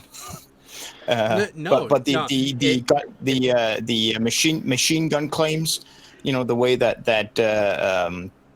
younger creationists do, for example. You keep them to one thing at a time and demand that they back up every single claim they come with. What did you come to that conclusion? What facts did you have in order to come to that conclusion, etc.? So speaking of, a little bit of an advertisement for tomorrow, seeing as how the show did not take place today prior to VTW. But Team Skeptic is having a live stream. It's starting out as a one-on-one between him and Skidmark. The idea. Hang on. There is a little bit of reason behind it. After after some time of those two having their one-on-one, then Team is going to bring in other people. I am one of those people he is bringing in. Part of that is to test the hypothesis that we have that Spurs will find some reason to run away after I merely come in and say hello. Yeah, I there's no challenge. I think I know the outcome of that one already. To be honest, it's not because of his size, because I've seen him. He's not a little pipsqueak. I mean, I don't know how tall he is, but he's not a wimp, physically speaking. You talking about Spurs? Yeah. Spurs is just a fucking hood rat. Yeah. So. I haven't heard that one before. All talk, no bite. Yeah, he's just a hood rat. And Jared, I sent you that one fucking screenshot of a comment he made. That's the reason why I really don't fucking like dealing with the fucking clown. Oh, and remember, during that thing, Jared, remember to warn people to never let. Oh no, wait, Hangouts, Google Hangout going, through YouTube. That's going away. I was thinking about warning people with porn bombing. Oh yeah, the porn bombing thing, and if you really want to fuck up a flat earther, at the beginning of a conversation, ask him if the Earth is flat or round. And if he says, well, kind of tip those around fucking things, and he goes, well, I think the Earth's flat. And you go, okay, well, I think the Earth's a globe. Have a nice fucking day. It's just that fucking simple. But if they say, because there's a difference saying, I believe the Earth is flat, and there's versus the Earth is flat. And they'll play the fucking game of, well, I'm just saying that the Earth is flat. We really don't fucking know, but you're saying the Earth is a globe. So now you have a burden of proof. The thing is, for me, that there's different aspects to it, because if it's a somewhat structured debate / conversation and it's on a big channel that has a big audience, it would be a very beneficial to actually have the conversation and do, the idea being that having some flat earther on that's a hothead, that tends to scream or is saying, well, they're clearly lying. It's clearly CGI, blah, blah, blah. You mean and like you answer every single question with a well thought out and calmly spoken answer, so that people that are on the edge of falling onto the wrong side or the flat or our side, they'll have a good reason to not fall into the wrong one, because they can see, okay, that guy is screaming his head off. That guy is actually calm and confident. Maybe there's something to what he's saying. Well, it's kind of like in that conversation with Q over on Planner Walks earlier. She made a couple claims that I immediately countered. It's like, no, because at one point she was trying to say that, there are no actual people who believe the flat Earth is an actual thing, that the Earth is actually flat. However, I pointed out someone that she completely forgot about, who myself and a handful of others, after actually explaining everything to him in a way that he could finally understand, he is no longer a flat earther. She initially thought I was talking about Sean G. No, I was talking about an older name from Flat Earth, Matthew, from back on FED and Earth Discussions. Yeah, I remember. Yeah, we got him away from Flat Earth because we were able to explain everything, and it's like, no, this is what you expect to see on a globe because of these reasons and these mechanisms. So I shot that down, and then she tried to say, oh, well, we were talking about malaria being evidence for there potentially being a god, and look, you're not vaccinated from malaria. Actually, yes, I am. I was stationed in Southeast Asia. Ditto. Yeah. But what I'm trying to say about the whole, if you're getting into discussion when it's not like a formalized, structured debate where one side has to present evidence, the other side has to present evidence, when it's just basically a discussion online, you're not getting to the fucking trap of a flat earther fucking basically playing the game of they don't really know what the shape of the Earth is, but it's not round, but they're going to argue that it's flat. And they're going to play, well, since you're saying it's a globe, now you have a burden of proof, and they can literally sit there and say, nuh-uh,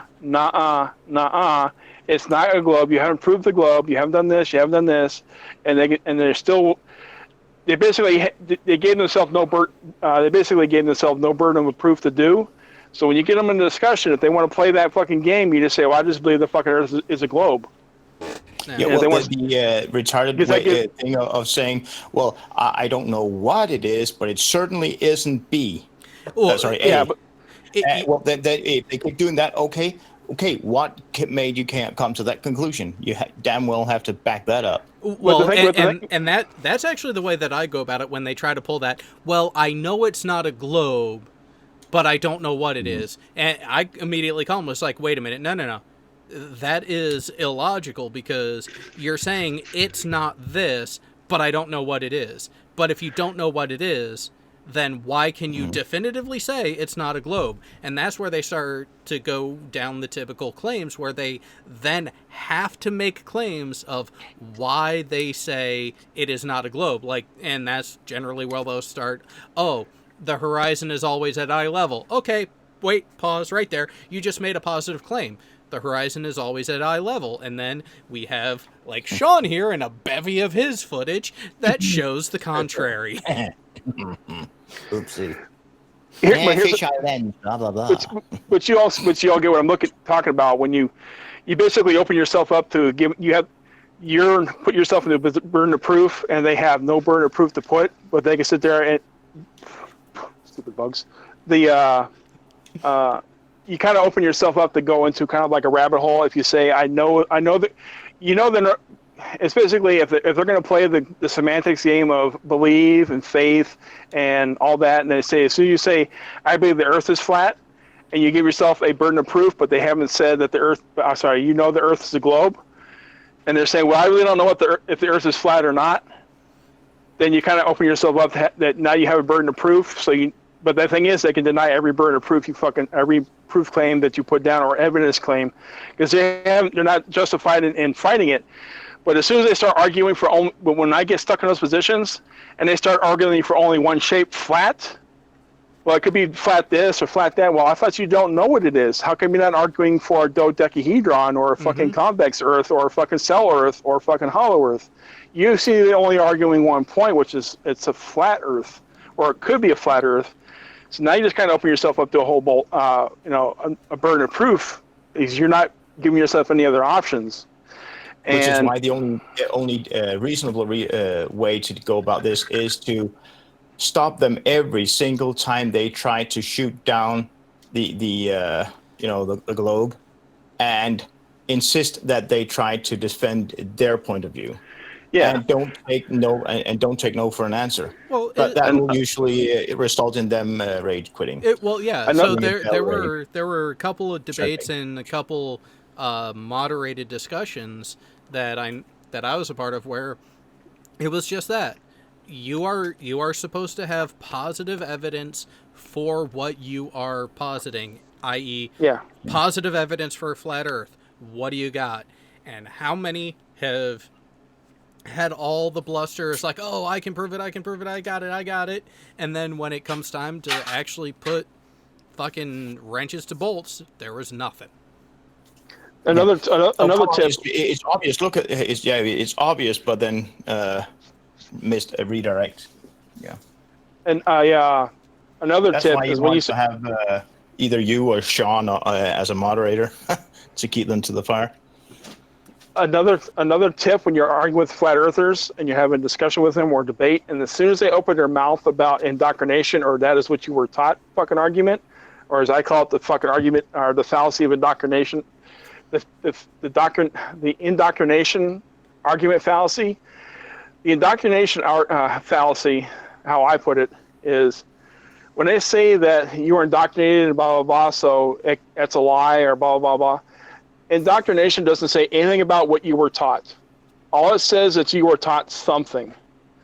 But everybody, the indoctrination argument, or you were taught this, or you were taught that by whoever, it doesn't address what was taught. All it says is that you were taught something. And how you can get around this is that everybody that you know of, including a flat earther, was indoctrinated into believing that drinking mercury is poisonous and will kill you. Is because you were indoctrinated into drinking mercury is poisonous, make it not true? Or is it still true because even though you were indoctrinated and you were taught it? The indoctrination argument does not address what was taught. All it does is say that you were taught X, and a flat earther is just trying to say because you were taught X means you could be wrong, you could be, it could be false, it could be being tricked, or it also could mean that you were taught correctly. So I call it the indoctrination fallacy because it doesn't address what was taught. It just says that you were taught X. I don't like you were taught X. I think X was wrong, but it doesn't mean that you were taught wrong. And once again, I go back to the whole mercury thing. Drinking mercury. Also, just like creationists, they love using the well, that's not what was taught 20 years ago. Because science evolves, they get stuff wrong, and you find out, wait, this is wrong actually, and you evolve. Well, they don't like the improving and self-correcting nature of it. And speaking of the whole drinking, I would say they love it because they love using it as an argument for it being incorrect or weak. They bastardize it for it. They don't like it because when you actually look into the information, it shits all over them because it is a self-correcting measure due to improved information and data, which completely destroys their premise. And as for whether or not they're able to realize that they're trying to argue with someone who can actually counter argue or not. Okay, that too. But here's the thing though. I'm not talking. The indoctrination argument a flat earther uses or creation, i.e., you were indoctrinated into thinking the Earth is a spinning space ball or a spinning water ball going through space. Being indoctrinated into something has nothing to do about what you were taught.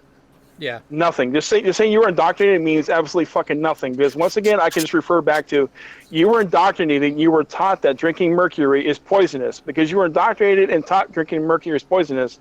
Is it not poisonous? Well, it's still poisonous regardless if you're taught it or not, or you're indoctrinated into it or not.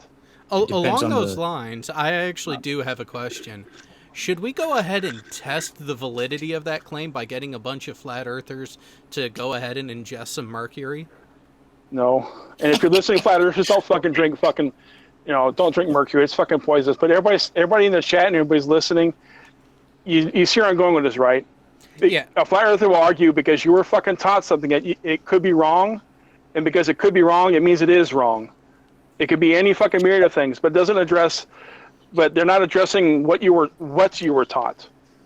It only addresses that you were taught something.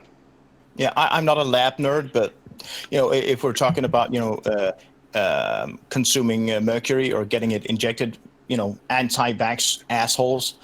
When they, for example, use the claim of they put mercury. Okay, they don't really do that anymore, except for one or two different vaccines. I can't remember which, but that the mercury that they used to put in vaccines, even though it's a very minuscule amount, there isn't just mercury. There are different types of mercury. Well, Specifically, what type of mercury was used, and how many nanograms per kilo of body mass, compared to the amount of mercury with that type compared to the mass of the person. It's the difference between a biological mercury base or the purely mineral mercury, which is your highest lethality. And that's the thing, is those sorts of nuances they ignore because, again, it shits all over their narrative. The thing is, you don't even have to use mercury. You can use any poison if you get one of those idiots claiming that mercury crap, the anti-vaxxers, ask them if they have ever eaten tuna. The thing is, everybody gets what I'm talking about, right? It doesn't have to be mercury. It could be any fucking form you want to. The indoctrination fallacy, as I like to call it, is a fallacy because they're saying you're indoctrinated because you're indoctrinated means it's fucking wrong and the earth is flat. That's not how it fucking works. You have to demonstrate what is being indoctrinated is fucking wrong. Yeah. Exactly. Calling it things as it was said. You do get taught specific things in school, but the main part is you get taught how to learn. As it was said. As it was said in the chat, indoctrination itself is a neutral word. And it's just that. Every time they try to make that claim of, oh, well, you were indoctrinated or it's false, or, oh, you just ate up the lie, I immediately follow with, well, okay, that's a positive claim of it being a lie. Please demonstrate how that is, in fact, the case. But I'm just trying to put those out there, to help people who get in arguments with flat earthers in comment sections or online or in a chat or something like that, or in a Discord. When they say that you are indoctrinated and blah blah, and they go on for 15 minutes and they're done fucking talking, it goes, well, when you say indoctrinated, it doesn't mean anything. Yeah. And you can bring up the whole fucking mercury or cyanide or fucking anything that we know is fucking deadly. But then if they want to play the whole of how do you know? Well, how do you know that fucking cyanide is deadly? How do you know mercury is deadly? It's something you were fucking taught, but you seem to be questioning one but not the other. You're kind of a fucking hypocrite. But it doesn't mean fucking, to prove the point, go drink fucking mercury. It's not what I'm saying. I'm just using anything like that. Anything that could be harmful to you or anything like that or can make you sick. You were told not to fucking do this for a reason because generations before you have fucking made this mistake and we learned from it. And you were taught it and you fucking repeated it and you taught your fucking kids it. But it doesn't mean that you actually yourself went out and fucking tested drinking mercury. And if it didn't kill you, you're like, well, it didn't kill me, so it must be all right then. That's not how it fucking works. And hey, if it's a real smartass saying that kind of thing, well, then ask them, okay, how much do you have to take? Because it's not the substance, it's the amount. Well, and the amount over both. Time that you consume it that matters. It's both. You have to hit the LD50 before you have to really start to worry. Because, most of us do consume mercury every single day. Yeah, but it's trace amounts, and it's in a form that the body can actually end up purging and getting rid of from most sources. Yeah. Just like sorry, just dropped my phone. Yeah, most people, those who are not elderly and have health issues or sick people, compromised immune systems. They do not need a boot. Nobody except for those who are sick, etc., needs vitamin pills. Period. Because as long as they eat a varied diet, like I said, that's the catch. Unless you're sick, unless you have something, something's wrong with you, etc., then you do get all. It depends on where you live in the world, obviously, but all the vitamins you get, and that the excess, you just either piss out or shit out. So there's no reason to get it. Well, no, because even then there are dietary concerns because you'll have people who are healthy who do not have any of the immunocompromising issues or anything, but they still need to be on a multivitamin or something because they decided to do something like do a true complete vegan diet. Again, a varied diet is very important. In other words, never go vegan. Okay, before everything gets going, I'm going to go ahead and call it a night since Asshole's not going to show up. So yep.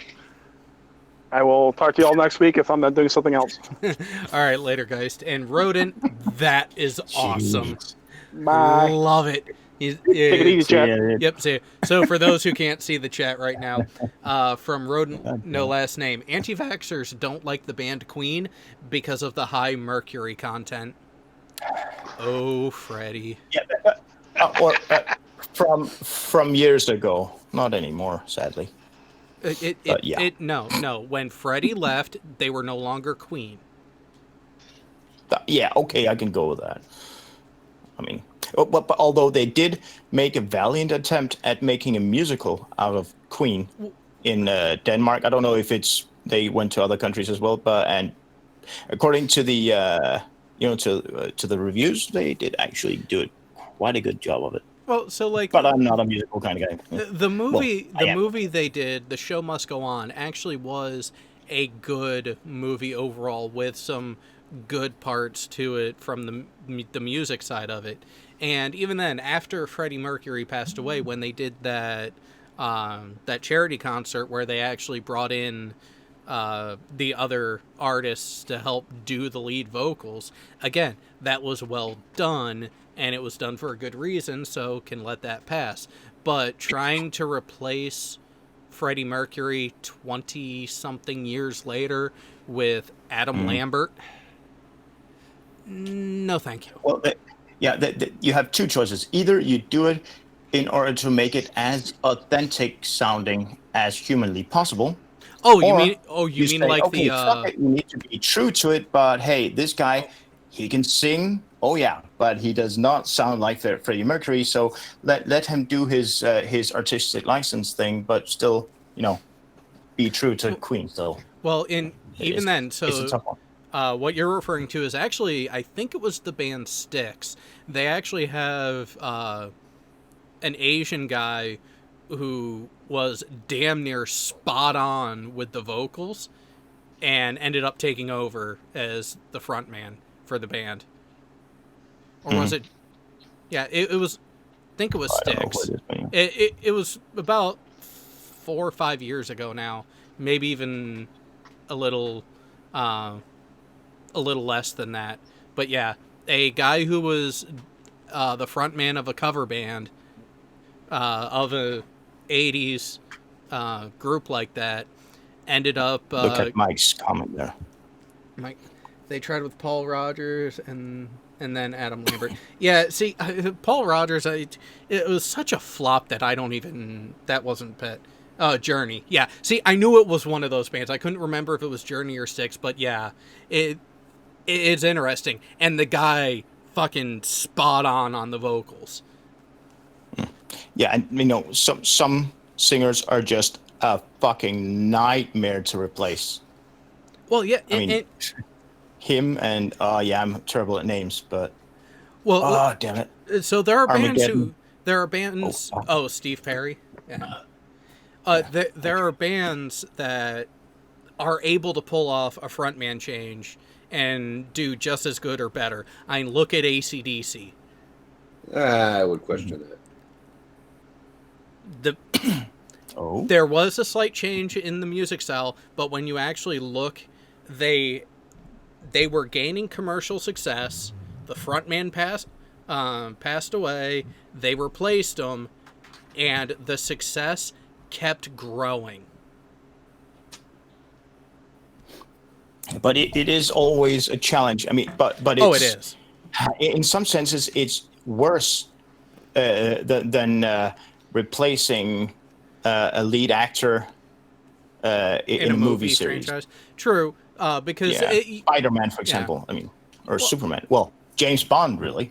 Well, I mean, to me, there's only one James Bond, and he's Scottish. So. Well, with Bond, here's the thing: because the James Bond moniker and the 007 thing is tied to a spy agency, you can have it be in universe to where that code name and code number are a moniker, are a title, not an individual character. So you have that in there, but for every AC/DC where you have a change of frontman and have continued or increased success financially and or musically, you have about 10 Van Halens. Yeah, but the thing is, it's not just a band thing. I mean, if the what should we call it, the most important part of the soul of a band is the lead singer, then you're fucked. But if it's a band that isn't represented by the lead singer, well, here's the thing: it's different. Your bands who actually end up having success and actually having a prolonged cohesion, it's not any one member who really drives the success over everything else. It's the way that they are all able to artistically come together and make the actual music work. Because you can get a group of talented individual artists together at each instrument, bring them together, and if they cannot get on the same page and stay on that same page, even though they are amazing at their craft individually, because they don't have that chemistry to bring it together, they won't really go anywhere. Yeah, but then look at a band like A Perfect Circle. While a lot of people don't know them or recognize them because they are kind of niche, they are, all of the individual artists in A Perfect Circle are well established in other well-known bands that came together to pretty much fill the time between projects with their dominant bands. Well, when a few of them are with Tool, they have plenty of time to to fill. But then they were still able to have that cohesion and actually put out good music on top of it. Mm-hmm. Exactly. It's one of those shitty things where it isn't necessarily just a matter of, the band members being great musicians. It's also about the chemistry between them. And not, and being able to I can't remember which bands that had that issue, where there wasn't a specific leader or owner of the band, so to speak, where they had wild, hot discussions on which songs to actually perform. Where the band just, they're amazing musicians, but the band just doesn't work because they're all alpha males and it gets fucked up. Well, yeah, you get the ego conflicts and that lack of chemistry. That's the biggest thing.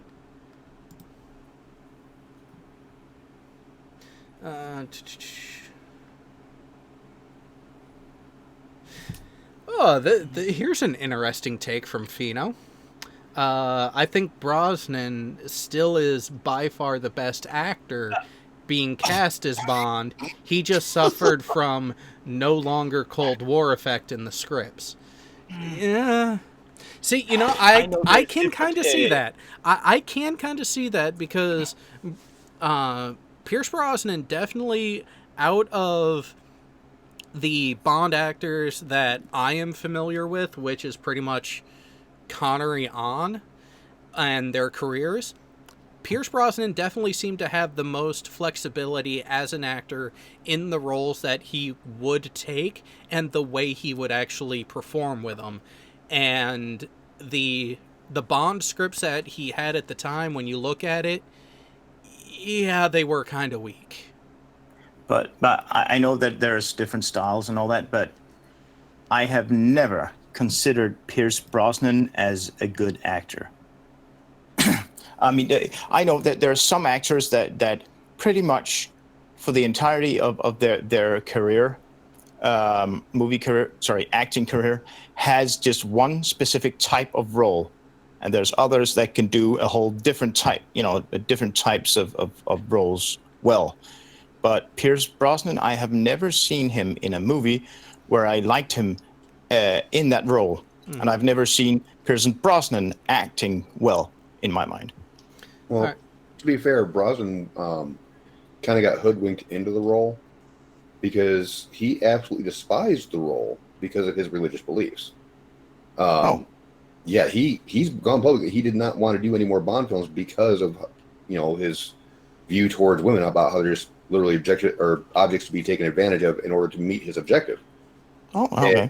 And he was very, very anti-Bond, but his agent kind of screwed him over on it. Yeah. Yeah, well, Craig, what also, I don't know, I can't remember if he liked being Bond at the beginning. He got tired. He got tired of it. Want it anymore. Yeah. Well, he got tired of it because when you look at it, when you end up taking on what is an iconic role like that, it can and has historically impacted other castings you get since then. When you look at Daniel Craig's career, before he took the role of Bond, he was actually in a bunch of different varied and different genre type of movies. But since he took Bond, where have you seen him? Movies with action. Yeah, I have one movie in my mind. I just can't remember which. Yeah, and even then, I'm terrible at that kind of remembering. And so another thing that's interesting is he wanted so much to do something other than a Bond-esque type role that he took a single line role as a masked stormtrooper in The Force Awakens. Okay. So for those who have or haven't seen it, when Rey is on the torture chair and Kylo leaves the room, the stormtrooper that she uses the mind trick on to let her loose, that's Daniel Craig.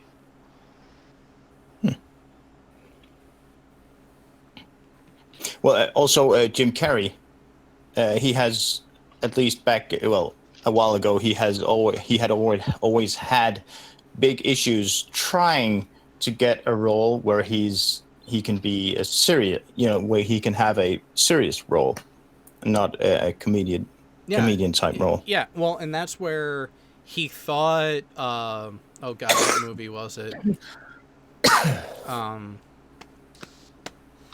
There's one, I think, that's out there. A good movie where he does he does a good job at being a serious. Having a serious role. Eternal Sunshine of the Spotless Mind was a more serious, dramatic role that Jim Carrey was in that I actually think he did exceptionally well at, and I actually enjoyed that movie. But there was a couple of attempts he did before that where it was supposed to be more of a serious role, but with him it ended up not being that serious, like the Andy Kaufman movie, Man in the Moon.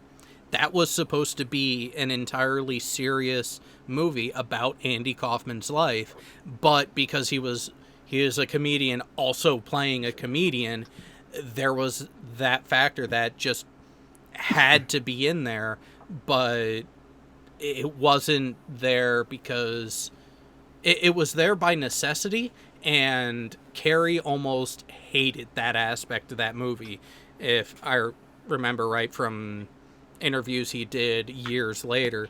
But the other movie that I thought of that was supposed to be more of a serious dramatic role without the comedy, but ended up having the comedy in there, Truman Show. Yeah, I mean, he is, he does have a comedic role, but he is also serious in it. Yeah, and he does do a good job, in my opinion, as in the serious moments of that movie too. Oh, William Signs, the Highlander sequels suffered from more than just the lack of a good villain. They suffered from lack of good writing. Oh, and by the way, back to the Pierce Brosnan, by the help of my phone, now I remember the movie title, Dante's Peak. With Pierce Brosnan. The volcano. Now, I still don't like Pierce Brosnan as an actor, but he did do a good job in Dante's Peak. But that doesn't mean that I think he's a good actor. That doesn't mean that I like his acting in general. Well, and so to me, what I measure as a good actor is an actor who, when they take on a role, it is an entirely different persona compared to what they've done before, unless the actual character base is the same.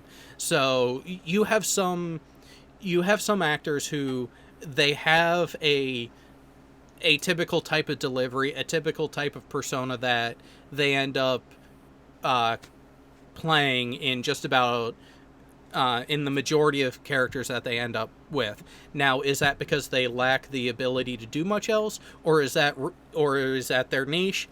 An argument could be made either way. But to me, your best actors are ones who don't get shoehorned into individual cookie cutter type roles like that. Yeah, and also, there will never be a movie in which the one of the lead actors are given a script that hasn't been in some way tailored to their person and to their way of doing things. Well, but there are movies where it just can't be done properly. Well, and even then, when you look at a movie script, the script of the movie is not actually complete until they wrap filming. Because throughout all of filming, they are doing rewrites, they are doing tweaks, they are doing edits of the script itself, and then they stop doing that part of it for the actors once secondary and all the reshoots are completed. Once they have completed all photography for the film, that's when the effective writing of the script is actually done. But then they can still redo it and tweak the script per se in the editing room. Yeah. I would also say that the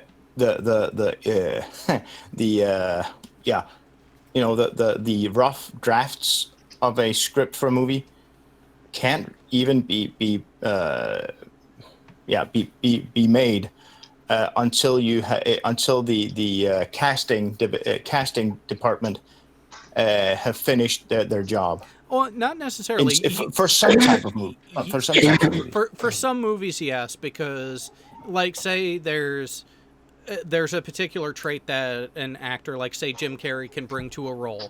They will leave out some segments of dialogue just to let the actor and their talent ad-lib and put more of what they can bring to the character into the role into the script that way. But there are some actors that they still don't even do that for. You still have a vast majority of the storyline and everything written before the production even gets greenlit. They have to have something to go off of. Yeah, and if it's down, to the lead role, if it's down to 2 or 3 actors and they have a tentative yes from at least 2 of them, for example, they can go ahead with the finalizing the let's call it the preliminary script.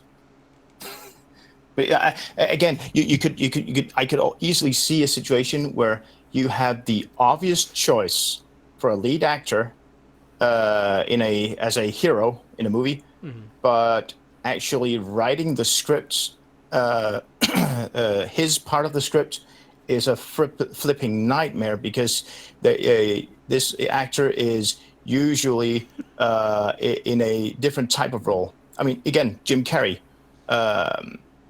as the Joker in Batman. No, that's not a good guy, but a bad guy. He is that Joker kind of, the comedic kind of guy, but he's also a nasty piece of shit. Just imagine the challenge of a scriptwriter to twist and shape the script for the Joker into Jim Carrey.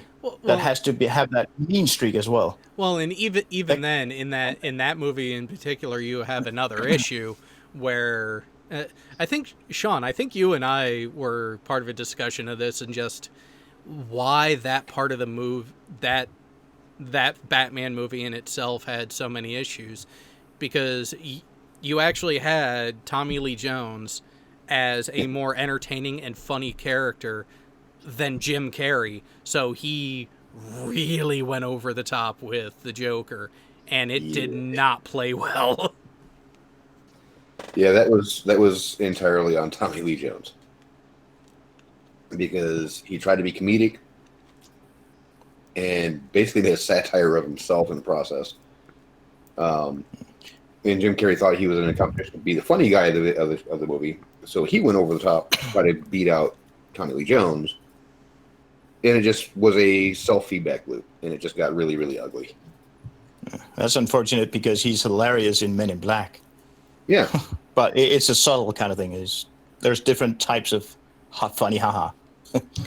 Well, and what it is so Schumacher tried to stick with the comic book aesthetic and foundation of Batman, but it really did not come off well.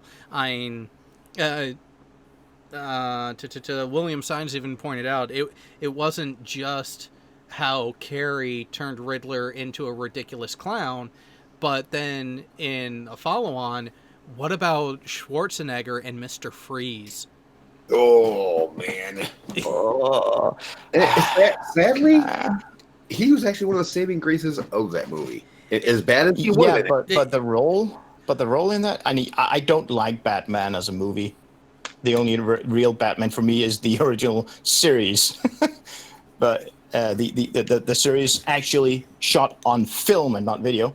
But yeah, the role as Mr. Freeze was just. I mean, it was misplaced. There was just so much wrong with that Batman movie that how terrible all the characters were, but you at least expect it from the Arnold.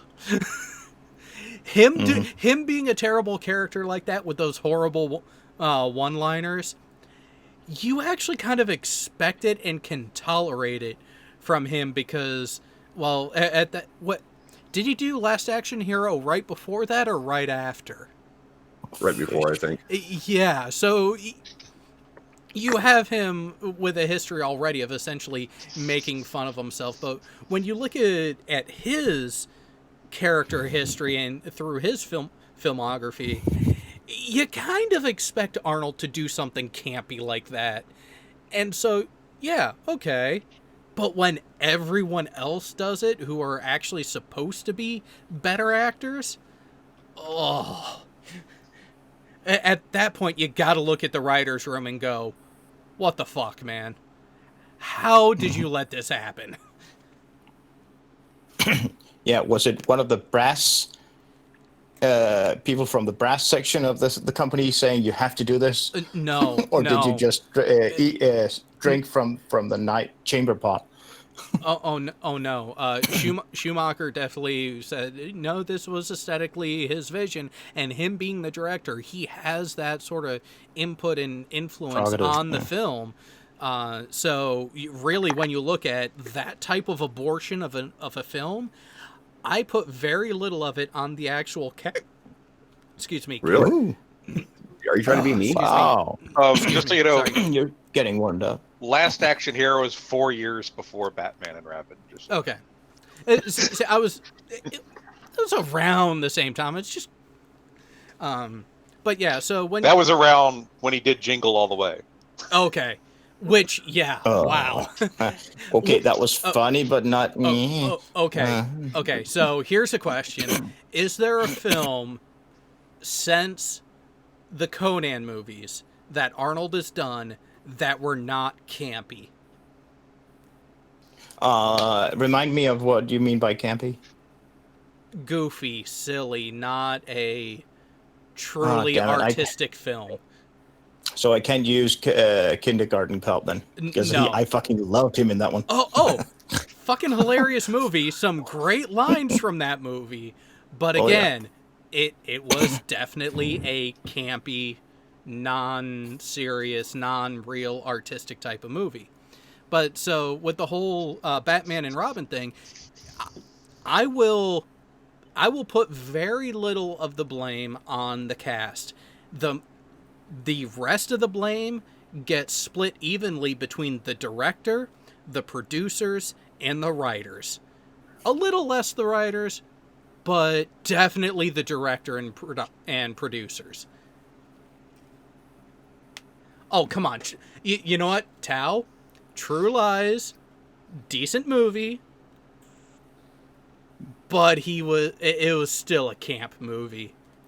I mean, come on. Him in a Harrier in downtown Miami with the guy hanging from a missile, and he looks over and goes, "You're fired." Come on. I'm sorry, best line was, "I lied." Well, it's that kind of movie where I just cannot turn off the critical part of my almost non-existent brain in terms of, would that even be possible to just hang off of a Sidewinder or something? And would you even be able to fire to shoot it off? I mean, to launch it, sorry. With a guy hanging off of it? If you were, hang on, it would go down instantly. Well, you could hang off of it and you could fire someone on it. It, however, would be nothing like it appeared in the movie. Correct. It would artistic license, fair enough. But geez, I just can't think it. I just can't help think about that kind of stuff. Rich, anything after it leaves the aircraft would have been totally different. Yeah, it would. And actually, so when that type of missile is fired off, it doesn't ignite on the rail. It actually drops off the rail in 30 to 50 milliseconds later is when it actually ignites and goes off. So instead of it dropping about 6 inches in that time, it would actually end up dropping about 5 feet. Yeah, but hey, and it would artistic license. The whole nose of it would drop down too, just because the weight. The weight, all the weight it had on the front, and when it fired off, it'd be pointing probably downwards by that time. Mm-hmm. I mean, I can totally understand artistic license where they don't really care about what aviators really use. For example, Independence Day. The drunk dad fires off one rocket, then the second one they go Fox 1 and then Fox 2 because that's the second one they fire. No, that's not really how it works. But actually, they were the same type of weapon he fired, I believe. But he called it Fox 1 and then Fox 2. Now, I think I would say is fair enough for a Texas license. I think with that first ID4, what I remember, they actually had the subsequent calls right. I think they had the wrong number designator for the type of missile they were firing. No, they literally. That's what I said. They literally implied it was a sequential firing order. Fox 1. Exactly. Yeah. I mean, I can't remember it, but there's Fox 1, 2, and 3, and a couple of others that's not called Fox, but they do. Just for those who are not out there, and I'm saying this as a non-Air Force guy, the Fox 1 means one type of weapon, rocket or missile. Fox 2, a different type, and guess what? 3, a third type. I think the first one is passive. One is passive. One is passive. So one would be your Sparrow, your air-to-air radar tracking to where the pilot has to maintain a radar lock. Your Fox 2 is a initial radar guided from the aircraft, but then is semi-active where it'll take over its own tracking. Yeah. And Fox 3 is your Sidewinder, which is your thermal. That's the one where you say, "Okay, guys, I'm going for broke. Get out of my way." Oh well, no. So the reason why they call it Fox 3 is is that way your friendly aircraft know to get the fuck out from in front of you. Yeah. But hey, I literally in the beginning. You know they don't use it anymore. Yeah, I mean, in the beginning, since I didn't know any better, hey, it sounded completely logical to me that it was in order for command to know, okay, they know how many weapons I have on board. So when I say Fox 1, Fox 2, etc., they know how much I have left. I mean, it sounds reasonable. But no. But yeah. But hey, I mean that is something I would file under artistic license. That is okay.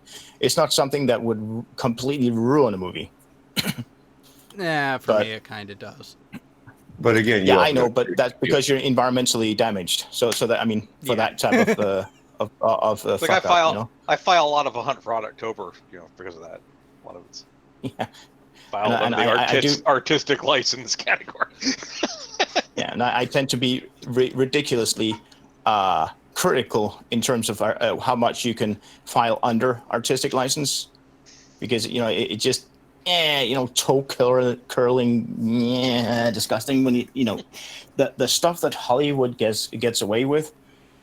You have any type of weapon that is capable of being loaded without making much sound, and by magic, it sounds like a BMG or something when you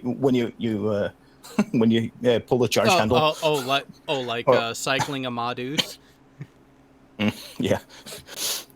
Even but that kind of thing, and the sound of a typical M16 in the middle of nowhere, no trees, nothing. It just goes clack, clack, clack. But in the movies, wow, ooh, that's a sexy weapon. All of a sudden, it's just no.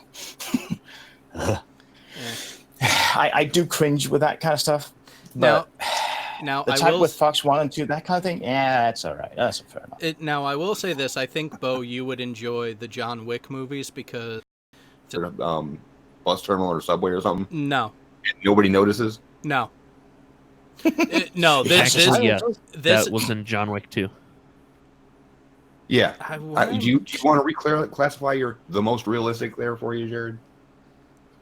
Compared to the rest of Hollywood, and look at the rest of the franchise, when you actually have people who are trained in this and actually have the professional acumen people who actually teach the techniques, both from the military and private sector, evaluate the movie and go, yeah, and they actually analyze the framing and his posturing and how he's handling the firearms. Just out of curiosity, what is the record for the lowest decibel of a suppressed weapon? Isn't it like 65 decibels or 70? Jared, low 60s. I have a question for you. Wade. Low 60s, and it also depends on the ammunition. To really have a suppressed weapon sound like they make it sound in most of the movies, you need to use the subsonic ammunition. So, Jared, I have a question for you. In what reality does muzzle flash attach to the end of a barrel? And when you fire and then the kick from the gun, the flash goes with it like a lightsaber. He's also referring to John Wick. Yeah. I know exactly what you're talking about. Yeah. So in John Wick, when they shoot, the barrel flash is attached to the gun, like if it was a lightsaber. With the gun moving. Yeah. What? Like, say, you know how the guns kick up a little bit when they with the recoil? The muzzle flash actually follows it. Yes. Oh, I dare say this. Again, it sounds like hang on, guys. Did I say that the effects of the actual arms, or was I talking about how the firearms were handled?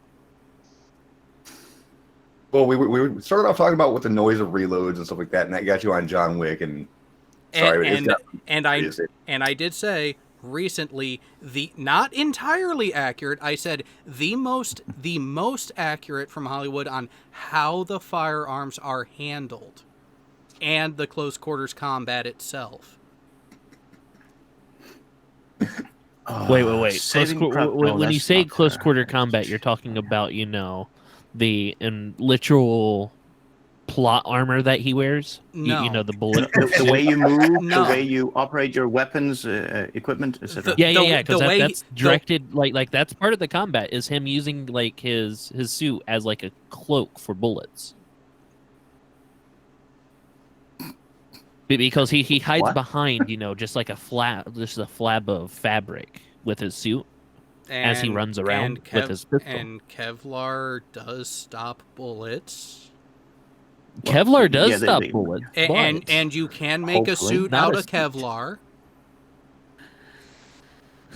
Pig, you're talking to someone who has Kevlar on the back of it. Flat Earth hair. That's what it's made out of. No, Pig, you're talking to someone whose gloves that he uses on his motorcycles on a regular basis have Kevlar fabric on the back of the hand. Do me a favor. Now, can you hold that fabric up in front of your face? Yeah, I was going to say, do me a favor with that Kevlar glove. Mm-hmm. Stop a bullet. Because it's just dangles there, Jared. And I just can't help thinking, well, hey, the frag vests that I ran around with, although that it was not a ballistic vest, that's why we had those fucking annoying and very way too tiny ceramic plates in the front and back of them. Now they were covered in in Kevlar. Well, it probably wasn't necessarily Kevlar. It could be aramid, but it doesn't matter. It wasn't intended to stop bullets, but fragments from bullets and other stuff. I mean, if somebody shoots at me with an AK-74, I wouldn't want to be shot at, even if I was wearing one of those vests. If it was an AK-47, yeah, go for it. During the scene in John Wick 2, essentially, I think it's the mirror scene, if I recall correctly, where it's a bunch of mirrors. Well, he runs between two guys, right? And the only thing protecting him is him just holding up a piece of his suit over his face. Yeah, running as he's holding his pistol, shooting at them. Was there any indication of how thick that was? It was either MP5s being shot at him or 9mm pistols. The suit, the thickness of the suit. Standard. Okay, Kyle's $19 suit. $14. So what? 2-3 millimeters, probably. Yeah, about that wouldn't protect him from anything. No. It is his plot armor. He was bulletproof, damn it. Yeah. Also, there is no such thing as proof, as bulletproof. Take that up with John Wick. It's resistant, and even then, let's look at the majority of a lot of the situations and how Keanu Reeves' character moves in relation to other movies in Hollywood. Other movies in Hollywood doesn't have the character wearing plot armor. Yes, they do, actual Pig. plot armor. Yes, they do, Pig. Yes, they fucking do. So in Die Hard, well, all I can say about John Wick is at least he wasn't doing it in slow-mo. So in Die Hard, they didn't use any bullet time sequences. Okay, that stopped the conversation. Wow, effective. What?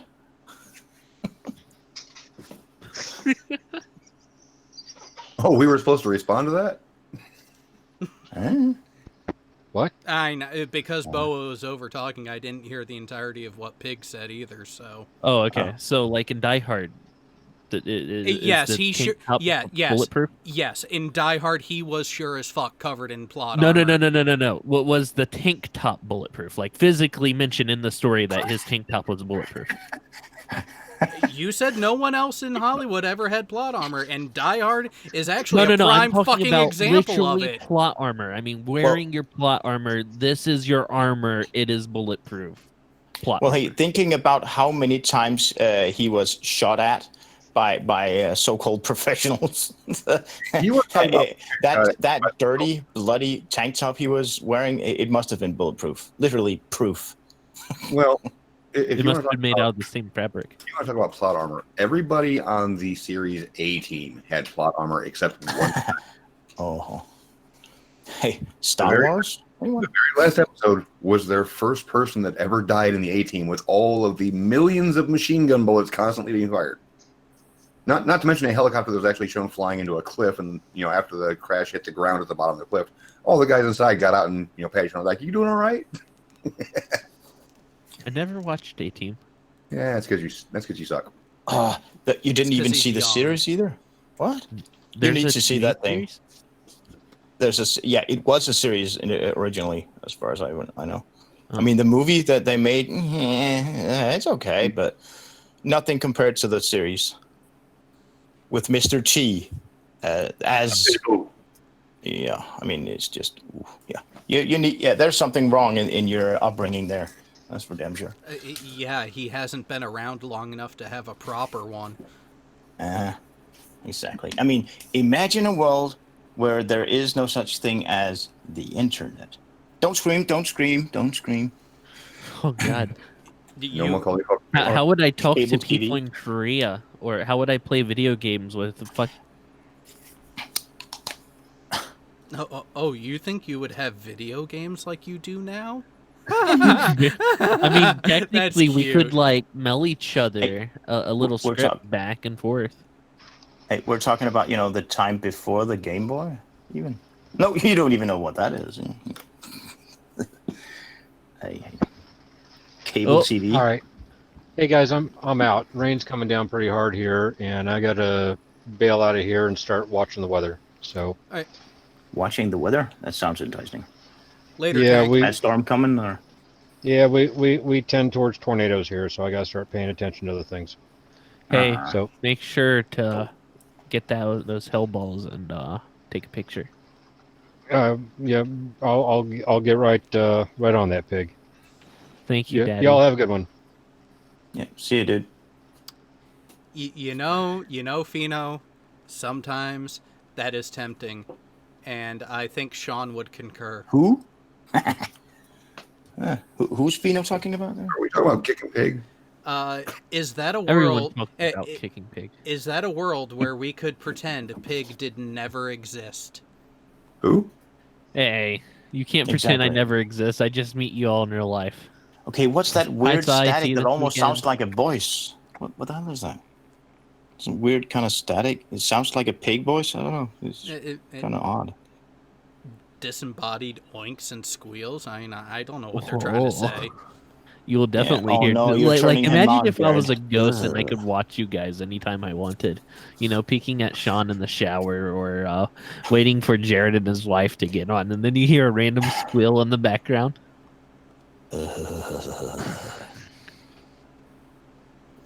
I'm so. But you did glad remind don't me of know some where my other. house is. Yeah, that's a I'm a different ghost. movie that I have the magical actor I properties. kind of I automatically know. I just teleport there. I'm linked to your consciousness or something. I don't know. How do you ghosts? How do you ghosts haunt specific people? Are they just linked to that person's conscience, or like how does that work? I don't know. Why don't you go track down Channel Q and ask her? Maybe she'll have an answer for you. No. Or show me an example of nothing, which is where you'll most likely go when you die. You think all these atheists that die, eventually one of them would haunt someone to document them? Come on, atheists cannot die as long as they keep eating babies. Oh, listen, we don't talk about that, Bo. Fucking Pheno. Disembodied. Hold on, I want to get a hang on. Quiet down, pig. Quiet down, pig. From Ugly German Truths. Disembodied oinks and squeals.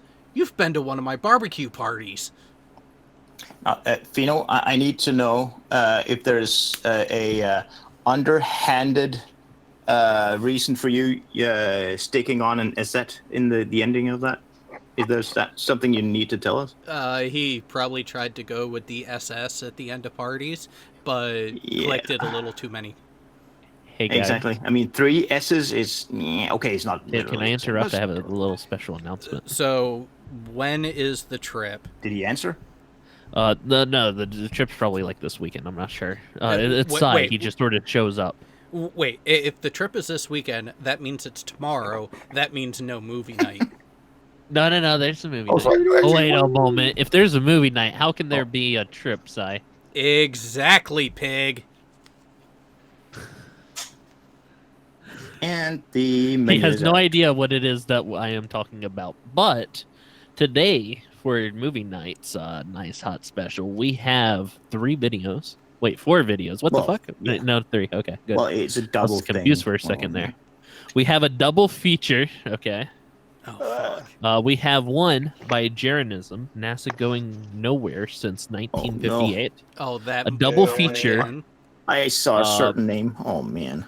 Who's the one that Pig's gunning to is his now. name 020? Yeah. Nephilim free. Okay. So there's a double feature. Everyone from the Penta Proof of Sun Simulator, right? And it's by To Those Who Will Listen. All right, and then Galaxies Defy, Cosmic Evolution by Nephilim Free. I kind of love that video title. Number 4, right? Cosmic Noah's Ark and the Flood. Science confirms the Bible, and this is by AIG. Yeah. So we're gonna have. And recently, PragerU came out with an idiotic video about that too. So you mean PragerU came out with another video? Yeah. They do that constantly. I think a Thunderfoot handled it. Oh, all right. Now I'm gonna go yell at Sai. William Signs. No, Neffy is not relevant. Neffy is just still spewing bullshit. There's but he a did difference. take a break for a He while. was never relevant. Yeah. Yeah. Although he does like his revolver. I remember that distinctly. Yeah, but not too much to put it to proper use. But it did find it necessary for some weird reason to show that he was using a wide-angle lens for his camera with using his revolver. I don't get it when people think it's a good idea to show that you have a revolver and just stick it up the gullet of a webcam in a video. I just why? Or be child. Or be in a car driving around filming yourself with a firearm on the passenger seat in clear view. Yeah. Or just filming while driving around in the car and looking way too much at the camera instead of at the traffic, and not just the traffic in front of you, but also, using a mirror and etc. But that's in the Flat Earther manual for some. Well, here's the question: was it still in portrait mode? There, I do not know what you speak of. There's only one way of filming. There is only one way of filming. Shut up. I mean, taking photos, fair enough. I don't mind. I mean, I have taken plenty of, vertical photographs, but never filmed in that. Oh, people should be shot when they do that. All right. Figures in there. Hey, Jen. Steady with the compound bow, longbow. I was within 6 inches at 30 yards. Never having. Huh. Listen, archery is fun. Archery is something I haven't done in a while. I really need to fix that. I would love to have the ability to use a compound bow. Yeah, I might have difficulty with that too, because it was before my multiple shoulder injuries that I last used a longbow. Multiple shoulder, as in both of them? No, as in same shoulder multiple times. Separated it in 9th grade, and then had a slap tear of the labrum my first year on active duty.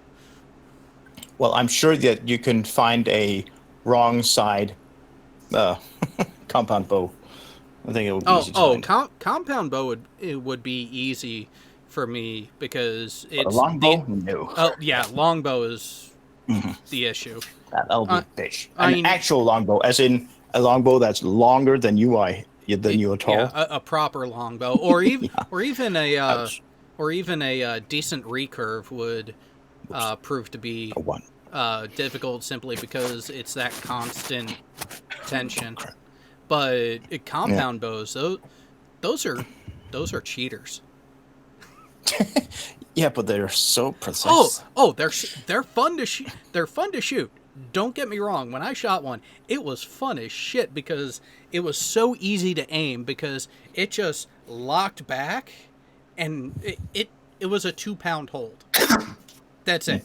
It was a minuscule hold once you get it drawn back, which makes aiming really fucking easy at that point. Yeah, but I mean, for me, I would love to have that. But as I understand it here, I would first have to go through an arduous course to get a hunter's permit, and then a firearms permit, and then get a permit. Well, apply for a permit for a compound or a crossbow. Jesus Christ, dude! Do you need a permit to get a permit? Yeah, I was about to say, Sean, is there anything we have to do other than go to, say, Cabela's, Dick's Sporting Goods, or Bass Pro Shop? At worst, wait a couple just weeks. Look at it. Just think of it this way. They just realize that basically Denmark operates like the entire inside of the U.S. military. Well, think of it in the U.S. In the U.S., if you do not have a driver's license at all, and you want to learn how to and get a license for a motorbike, can you take that straight off, or do you have to get a driver's license for a car first? You would do both at the same time. So you can't take. So you can or you cannot take a driver's license. So if you are of age to get, so in my state, if you are of age to have a driver's license and want to get your motorcycle's license, you need to do both. You need to have a valid driver's license and then get the motorcycle endorsement on top of it. Okay, here I have to have a driver's license for a car, and I would also have to have a minimum age of 21 to get a motorbike license. If I want to get a semi-truck license, I would have to have had not only a driver's license for 2 years, but have used it actively for 2 years. Although they don't have any way of actually checking up on, checking if you have used the driver's license for 2 years. Yep. And bear in mind, we can only the earliest time where we can get a driver's license is at the age of 18, or although you can start going to driver's ed at the age of 17 and a half now, just for reference. Well, but we can buy beer legally at the age of 18, so well, at least it's not as bad as what it is for the Japanese nationals in their tiered license program. To go from... Is that 25 really? Oh, no. You start when you're 16, but to go from that initial learner's permit and license to your full operator's license takes 7 years. Learner's permit. Yeah, that's something the British use too, I think. There's no such thing in here. You are not. I mean, in England, if I understand it correctly. If you have a learner's permit, in other words, you haven't gone through the whole thing, or you haven't driven for long enough, or however it's set up. You can drive as long as there is a licensed driver sitting beside you. We don't have it here. You either have a license or you don't. Yeah, here. Some states, if you get your license before the age of 18, because you can get it as young as 16, those first few years, a lot of states have gone to a restricted license, so you cannot operate the vehicle. With passengers, I think it is. Some of them have passenger restrictions. Most states have hours restrictions, to where the only reason you would be allowed to be operating the vehicle after like 9 or 10 o'clock at night is if you are returning from work and you are going home. Okay, I realize it would be hard to prove or disprove, but I would accept if it was a certain amount of a long trip, because you get fatigued, and if you're not routine, that could pose a problem. But for me, I love driving at night. It's easier for me to drive at night, both in the city and also on long trips, because it's easier to see other traffic for me. Yep. It's so that doesn't make any sense to me, that you wouldn't be allowed to drive at night. When it's dark, I guess. No. If it's a restricted one. Well, so part of that is the states who have implemented that. The main reason is because of driving while intoxicated accidents dramatically increase after that time. Oh yeah, that's statistics. Yeah. Yep. Well, that would make sense. But then depending on the state, anywhere from the age of 18 to 21. Is when you would end up graduating to the full unrestricted license. And would that be automatically, or as long as you do not have a particular number of violations? Generally, moving violations, like serious moving violations, to where your license would be suspended. If you were a full operator, you actually end up entirely losing and have to start the process all over again after like 6 months and after retaking the driver's ed course. Yeah, that's right. You have points. We have that too. We have if you have a so-called full license, it's just a driver's license here, really.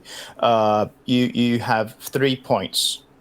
There's only certain kind of types, certain types of infractions that gives you a point on your license. Mm-hmm. But if you're a new driver, in other words, the first time you take a license and you pass it, I think there's a 1 year or maybe 2 years, I'm not sure, time frame where if you do something that would give you just 1 point, you lose your driver's license, and you'll have to wait a whole year, and then you can retake the test.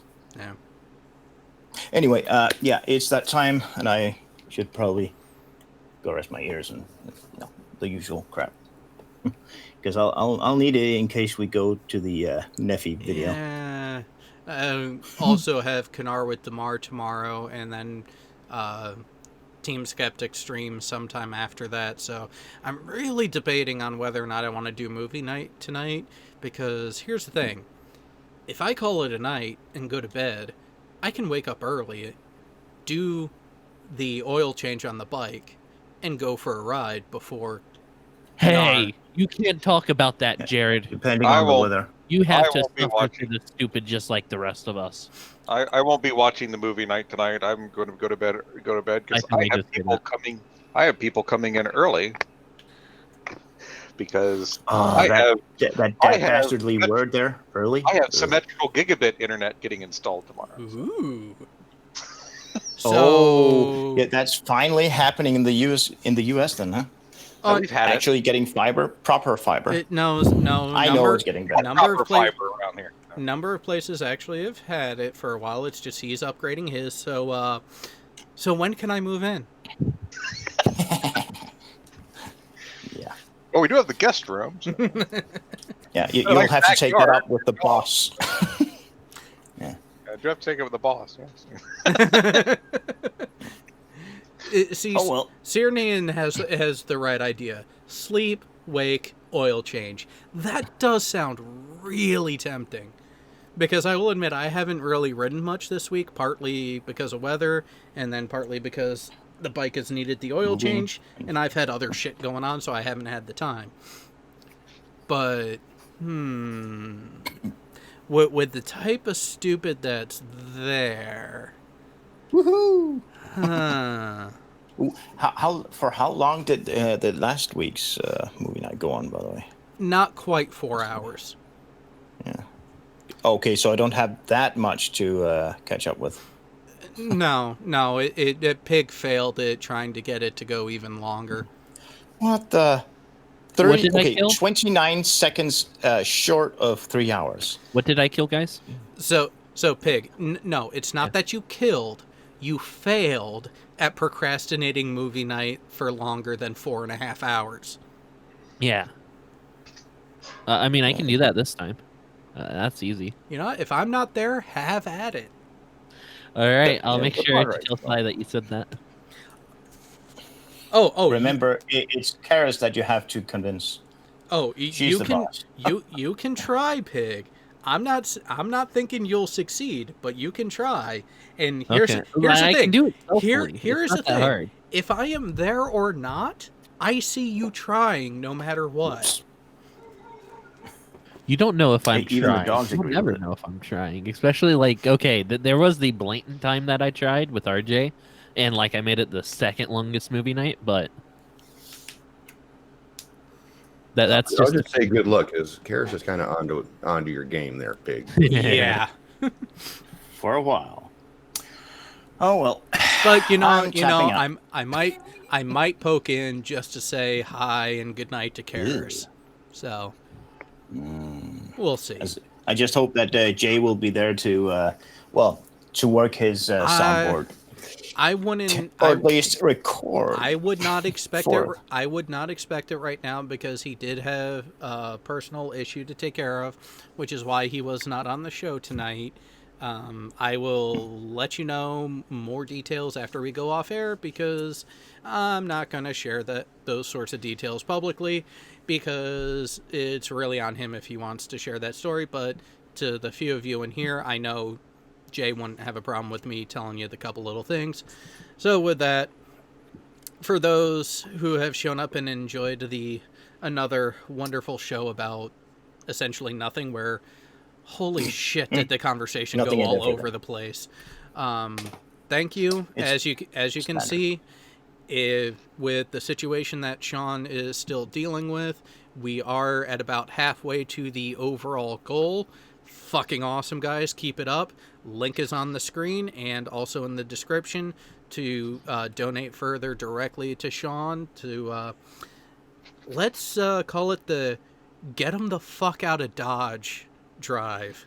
So I will see all of you wonderful people in 16 hours for Kanar with Damar.